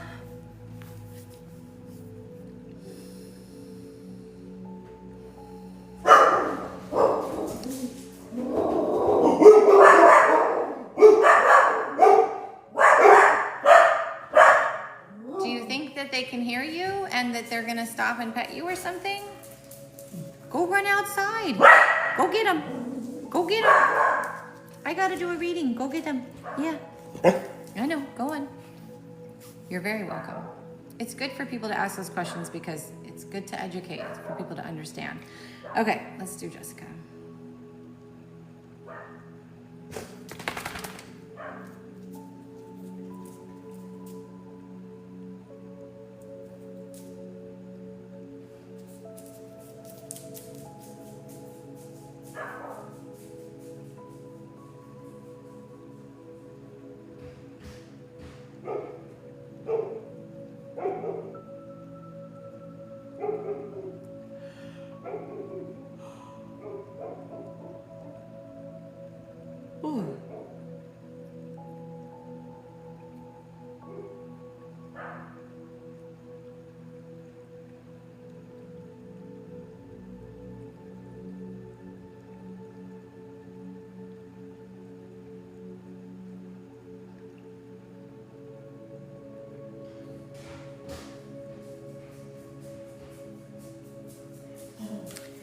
Jessica. Okay, a couple things right off the bat. Ground. You are disconnecting from your body a lot. When we're grounded, that means we're in our body. We are in the present moment. So there's a lot of disassociation happening. I feel like this is something that you've kind of done on and off most of your life, but right now the energies are really ripe for this. So I could, just connecting with you, I could feel the internal spin. I could feel the separation from spirit and physical body. And so just be cognizant of that, especially if you feel yourself drifting off or, disassociating or spending a lot of time in your mind. When you get a busy mind or an overthinking mind, just go like, oh, I'm in my mind. Just saying that alone will bring you right back to the present moment. And just take a deep breath and feel, like, wiggle your toes and, move your ankles and just kind of bring yourself back into your body. The other thing is there's some big changes going on up here. There's this pressure that I can feel in your ears and in your, it feels like your whole face, honestly, but it's directed towards your ears and your third eye, and even a little bit into the throat. So you have some expansion happening. You have your gifts are trying to open up more. And so there's clearing that has to happen. So if you feel like you're in a fishbowl or underwater and you're having issues with your ears, crackling, frequencies, any of those things, if you have dry eyes or headaches or pain behind your eyes, throat issues, just know that you're going through a lot of changes. You have some really high frequencies that are coming in and really trying to elevate you and expand you. And move you into the new frequencies. You have a lot of activations coming in. Again, you are you're a healer. You're somebody who is meant to be of service. And I'm a healer, right? So we're all healers in our own way. So it's your way is going to develop and unfold. But it's time for you to kind of step into that light more and more. And so there's a lot of expansion, a lot of upgrades that are happening, a lot of things that are happening in your body.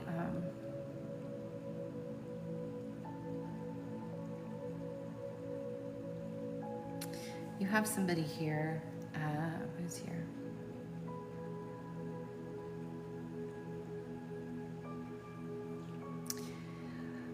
I don't know if you know who the Arcturians are. But you have an Arcturian collective, an Arcturian guide who's showing up. They're doing a lot of the work on the ears and on the third eye. Arcturians are more analytical. They're more scientific. They're a little dry to channel them. They work a lot with frequency. So think of Tesla, 369, Einstein, things like that. Very technical, very scientific, a lot of research, energy healers, energy work, that type of thing. So you probably have a connection to that. That's probably some of the people who are working on you and who will work with you as you step into your mission work. So they're showing up and you can connect to them. I tell my spiritual development students, if you feel a new guide show up, or if I tell you have a guide there, you can sit and meditate every day for 7 days straight and say, I set the intention to connect to my Arcturian guide, for example, and only my Arcturian guide for the purposes of becoming familiar with their energy. And then just sit and observe. What do I feel? What do I see? What do I taste? What do I smell? What do I hear? It's not seeking anything. It's just being really open and curious, and then writing it down when you get out of meditation. And then after the 7 days, look back and see if you can find a common thread. So like some of my guides, they come with a smell. Some of them come with a feeling. When I channel the ninth dimensional Pleiadians, my heart opens so wide I could literally cry while I'm channeling. So it's that type of thing. But you definitely have Arcturians showing up. A lot of purple energy, a lot of transmuting energy. So again, another sign that you're a healer. I feel like over the next 6 months, there might be some things that you experience that might be less than pleasing as a part of you going through another level of awakening. So keep that in mind and just remember, surrender, surrender, surrender. Let go. It's happening for you. It's opening you up. It's expanding you. I feel like there's going to be a shift in people, meaning like some people might leave and some new people might come in, that type of thing. There's going to be some realignments that are going to be happening.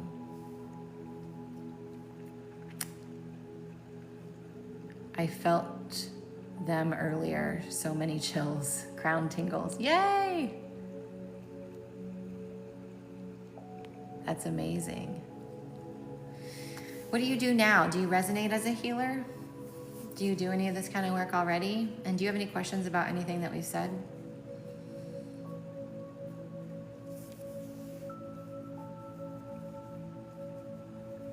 Arcturians are very visual and audio people. They're not that you're not a feeler, but they're not really feelers. So I'm not surprised you feel a little detached from your body. I've been feeling a shift in people in my life. I do Reiki. Perfect. I want to learn more quantum. So I always say Reiki is the gateway drug to energy healing because it gives you a structure, and once you get comfortable, you can let go of the structure. You don't need structure, you don't need symbols. It's just a matter of tuning into what it is that you want to access and for what purpose. So example, I was talking about earlier, my course, The Energy Matrix, in the third phase of that, I teach how to channel frequency and ray technology. And it's just a matter, when we talk about quantum is all inclusive. It's anything and everything. And so it's a matter of you deciding, okay, I'm connecting with, let's say, a person, right? Someone comes to you and they say, you feel into their body and you see that maybe they have some grief here, or maybe they have some shame here, or, maybe they have a block here from an attachment. And you can tune into the ethers and you can say to your guides, what frequency, what ray technology, what do I need? What can I call upon is probably a better way. What can I access that will help guide this person's energy to clear this, to transmute this, to bring this to the surface for them to love and accept and heal? And then just trust it and call it in and bring it in. And that just takes practice and trust in yourself. The symbols and all of that go away. Sacred geometry is great. The symbols, there's nothing wrong with it. We do that with glyphs, and you can, the symbols carry meanings. I do it with the language of light, when I speak it, when I draw it. But it's letting go of the need to have that and just trusting that what you're receiving and what you're pulling into them is what is needed. And that just, again, it comes back to you trusting you and what you access. But this is part of what is happening with you. You're going through an expansion, you're going through an upgrade, and you will tap into that. I also think that you will do ethereal surgery. I spent many years doing ethereal surgery, and it's when you first do it, you're like, what the fuck is happening? Am I really doing this right now? But you can't deny what your client feels and what they're going through, and what happens from it. So there's going to be many shifts and changes in the work that you're doing and your growth. And the thing I just keep hearing is you have to trust yourself. You have to trust yourself. You have to trust yourself. Because your ego is going to come in and doubt. It's going to doubt what you're seeing and what you're feeling and what you're doing. It's going to think you're crazy. When I first started speaking the language of light, my ego was so loud. And it took me a little bit to work through it because I wasn't trusting what was coming in. And now I speak so many dialects, and I couldn't even tell you all of them. I just trust that when it shows up and what comes out of my mouth is exactly what's needed. Period. I don't really care what anybody else thinks. My results are the proof. So it's that kind of thing,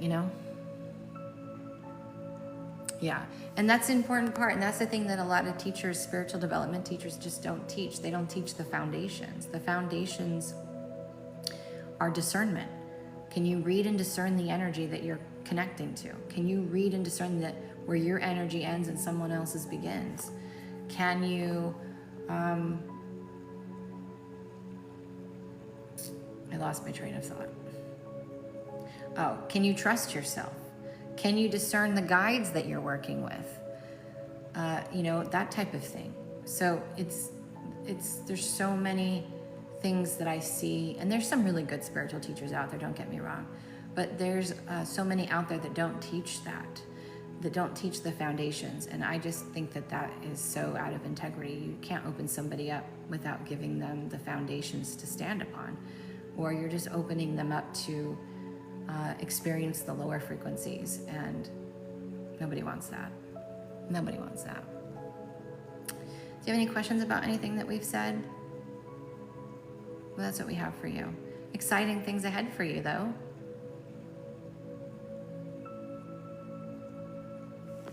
And definitely connect to the Arcturian collective. I would even suggest you connecting to Nikola Tesla. You can absolutely do that as well. Remember the Arcturians? Actually, I didn't tell you this, but I'll tell you now. When you start channeling the Arcturians, your head's going to feel very full. That's the only way I can describe it. Your head's going to feel full. And as you start to speak or convey what's coming through, it will lessen. Good. Well, I'm glad. So try that and see what happens. But yeah, if your head ever feels full, know that the Arcturians are filling it with messages that you need to bring through. You're very welcome.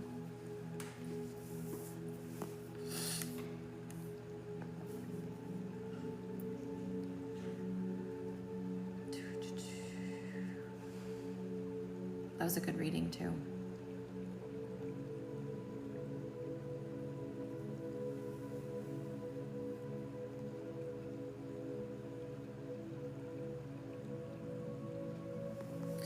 I'm not doing, I don't do mediumship on here.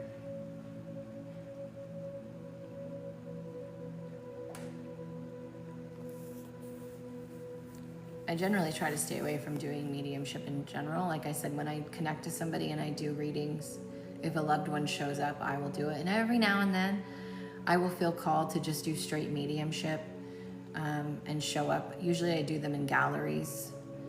Every now and then, maybe 2 or 3 times over the last year, I've done them live on TikTok. To do mediumship directly for me, it drops me. I have to be in a lower frequency. When I first started channeling, I was channeling interdimensional and galactic beings. That was what was easy for me. Angels, ascended masters, again, all interdimensional. Mediumship was harder for me because it's lower in frequency. So shifting between the two is very exhausting for me to move between the frequencies. And so unless they're able to meet me where I am, or the guides can bring them through, and sometimes that happens, I generally don't do mediumship unless I feel called to just do mediumship. That's what mediumship is. It's past loved ones. When I'm channeling guides, I'm channeling collectives, I'm channeling interdimensionals mostly. All my guides are interdimensionals. I don't have any guides that have been human. What I'm doing is channeling information from people's guides, so it's different. Oh, Drew's still here with us. Yeah, so in that case, this is my answer to that. Unless that person is on here and asking for a reading, I don't do that, because that's encroaching on their free will.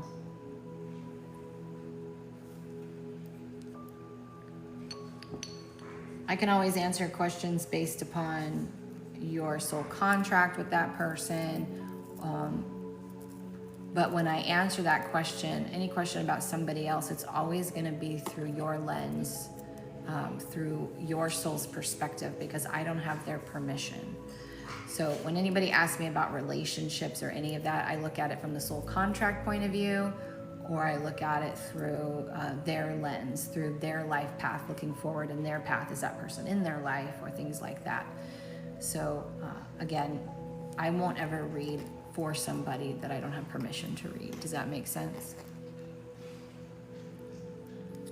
And even for me, like I have someone that I go to usually about once a year, and I never ask about relationships, and I did once. And the thing is our time, we're shifting timelines hundreds of times during the day, and we don't even notice it. But right now we're shifting so incredibly much that it could work. It could be right one day, and 3 days later it'd be completely wrong, because you shifted and changed. And so it's really tricky for anybody to be answering long-term or big questions about relationships right now, because the individual is shifting so much. And if you shift, that shifts your relationships. So again, that's why I try to look at it from a timeline perspective. I try to look at it from a soul contract perspective to answer the question. But you know, that's just my honest answer. My poor lips. I gotta quit doing that. Okay, my loves, I'm gonna do a last call for paid mini reads. Last call for yes or no's if you haven't had one. I'm getting tired. What's tomorrow? Tomorrow's Wednesday. I'll be on tomorrow afternoon. I'm gonna do some editing in the morning, so probably around 1 or 2 I'll hop on and be back for readings. Thursday I have a private mentor student, so I'll either come on before or after, so it'll either be late morning or late afternoon. So that's just what you can expect over the next couple of days if you want to come back and hang out again. This live will be, when it renders, I will be uploading it to YouTube. I have a playlist called TikTok Readings or TikTok Replays, one or the other. So follow me on YouTube. That way you guys, if you do get a reading, or people asked so many great questions today, you can go back and watch the replay.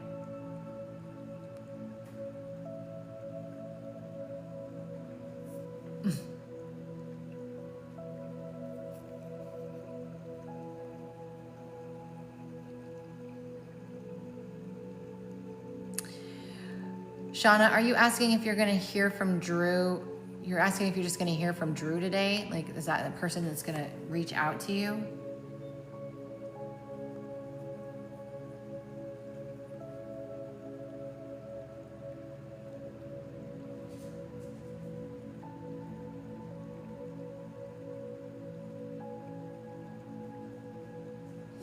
I get a no.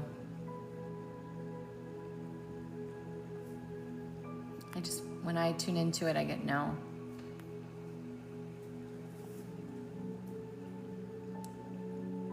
I misunderstood what you were asking. I'm sorry. I'm so tired.